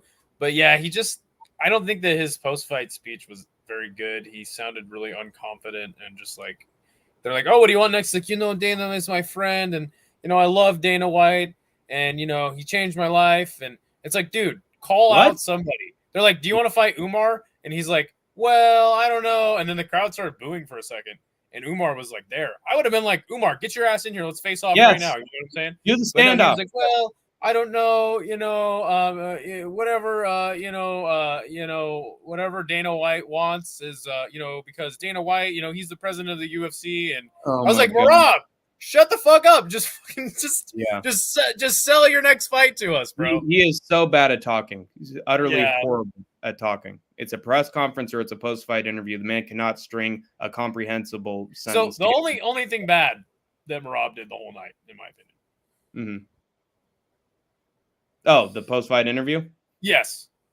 Yeah. And I think there were also moments where, people are going to say, oh, Merab was just so much better on the feet and like, oh, he's just countering O'Malley all the time. Like, there were moments where O'Malley could have taken advantage. Like, there were some openings where Merab was like putting his knee up in the air and like standing and stable in a position. And I honestly think O'Malley was really trigger shy in moments where he could have sent something down the pipe, an uppercut. But at the same time, there's always the fear that you're going to get taken down. So, he just seemed frail. Yeah, really weird. But O'Malley apologized, and Merab should apologize for his post-fight interview. He should take notes from Valentina Shevchenko and learn 5 languages so that you can pander as much as humanly possible. Not to your fucking boss who hates your guts no matter what you do. Actually call out your opponent, dumbass. Yeah, and they showed him on camera. It's like Joe Rogan's like, hey, what about Umar? And he just fucking went on and on. Well, I Dana White and me, we the best of friends. Oh my gosh, Isha, dude. Skate says he said he was frazzled because he was celebrating and caught in the moment after Dana gave him the belt and felt bad. He didn't shake Dana's hand. So now, like I said, like it was very wholesome to see Merab have this moment, but I personally wanted to see him sell the next fight. That's all I'm saying, man. But Merab is not a salesman, and that's why they didn't want him even sniffing the belt. And now we know why. It's for good reason. So I gathered in the press conference, but even he was still yapping. Hard to know for sure. Yeah. No. Yeah. Like, dude, I love Merab. Like, how could you not love Merab? Like, dude is fucking dope. He's a crazy Exactly. Man. But let the fighters enjoy their moment. Sure, but like, fucking sell the next fight, bro. Like, yeah, I agree with Chael Sonnen on this one. It's like you have your moment to show what you got in the cage, but you also have your moment to sell your next fight when they give you that microphone. Obviously, not every fighter is going to be Chael Sonnen on the mic, but shit, man, like you gotta sell the next fight, bro. Or else, if you're not selling the next fight to make me interested, then I don't give a shit about your next fight. Like whether it be Umar or who the fuck ever, like I don't care. If you don't care, I don't care. So fuck you. Yeah. But that was a fight, and then there was a fight before that, and both of those happened. And I'm hoping that the Men in Black can get their little pen out and erase those last 50 minutes because that is precious time. I don't think Juiceman is in here anymore, but I thought it would have been interesting to have him go on a rant. Yeah, where's Juiceman? Get in here, Juiceman. I don't think he's here anymore. But anyway. Well, he missed a shot. He fumbled the bag. Yeah, just like Marab in his post-fight interview. But exactly. Hey, get better at selling the stream. Anyway. You have anything else to say on UFC 306, the night that was UFC 306? Shout out to the people who put together those short films, because I gave you shit for weeks and you still fucking delivered with it. Wasn't it sort of a weird moment when it's like the background was like a weird like warehouse for like 5 fights, 6 fights, and like this is what you paid $20 million. It was only for like the first couple, and Dana was right, it did build. And then after a certain point, it was cool. Again, that's really not for me. Like just cool graphics on the screen. Like wow, that's fucking cool, sick. Who gives a fuck? I think it's cooler when Pride and Ryzen, the fighters, have their own spin on what they're doing. It's more individualistic rather than like we're selling you guys a venue. Actually, you know who we should really be shouting out is the unsung heroes. The people who made the costumes for the fucking ring girls for this event, because they fucking killed it. Like there were some great fucking dresses for every single fight. Almost everyone was fucking custom, especially like the last 5 fights, 6 fights. Like I think they got progressively better and better. So I didn't amazing. Care for that. Okay, well I guess I don't want to see like elaborate costumes. Like this is the red carpet.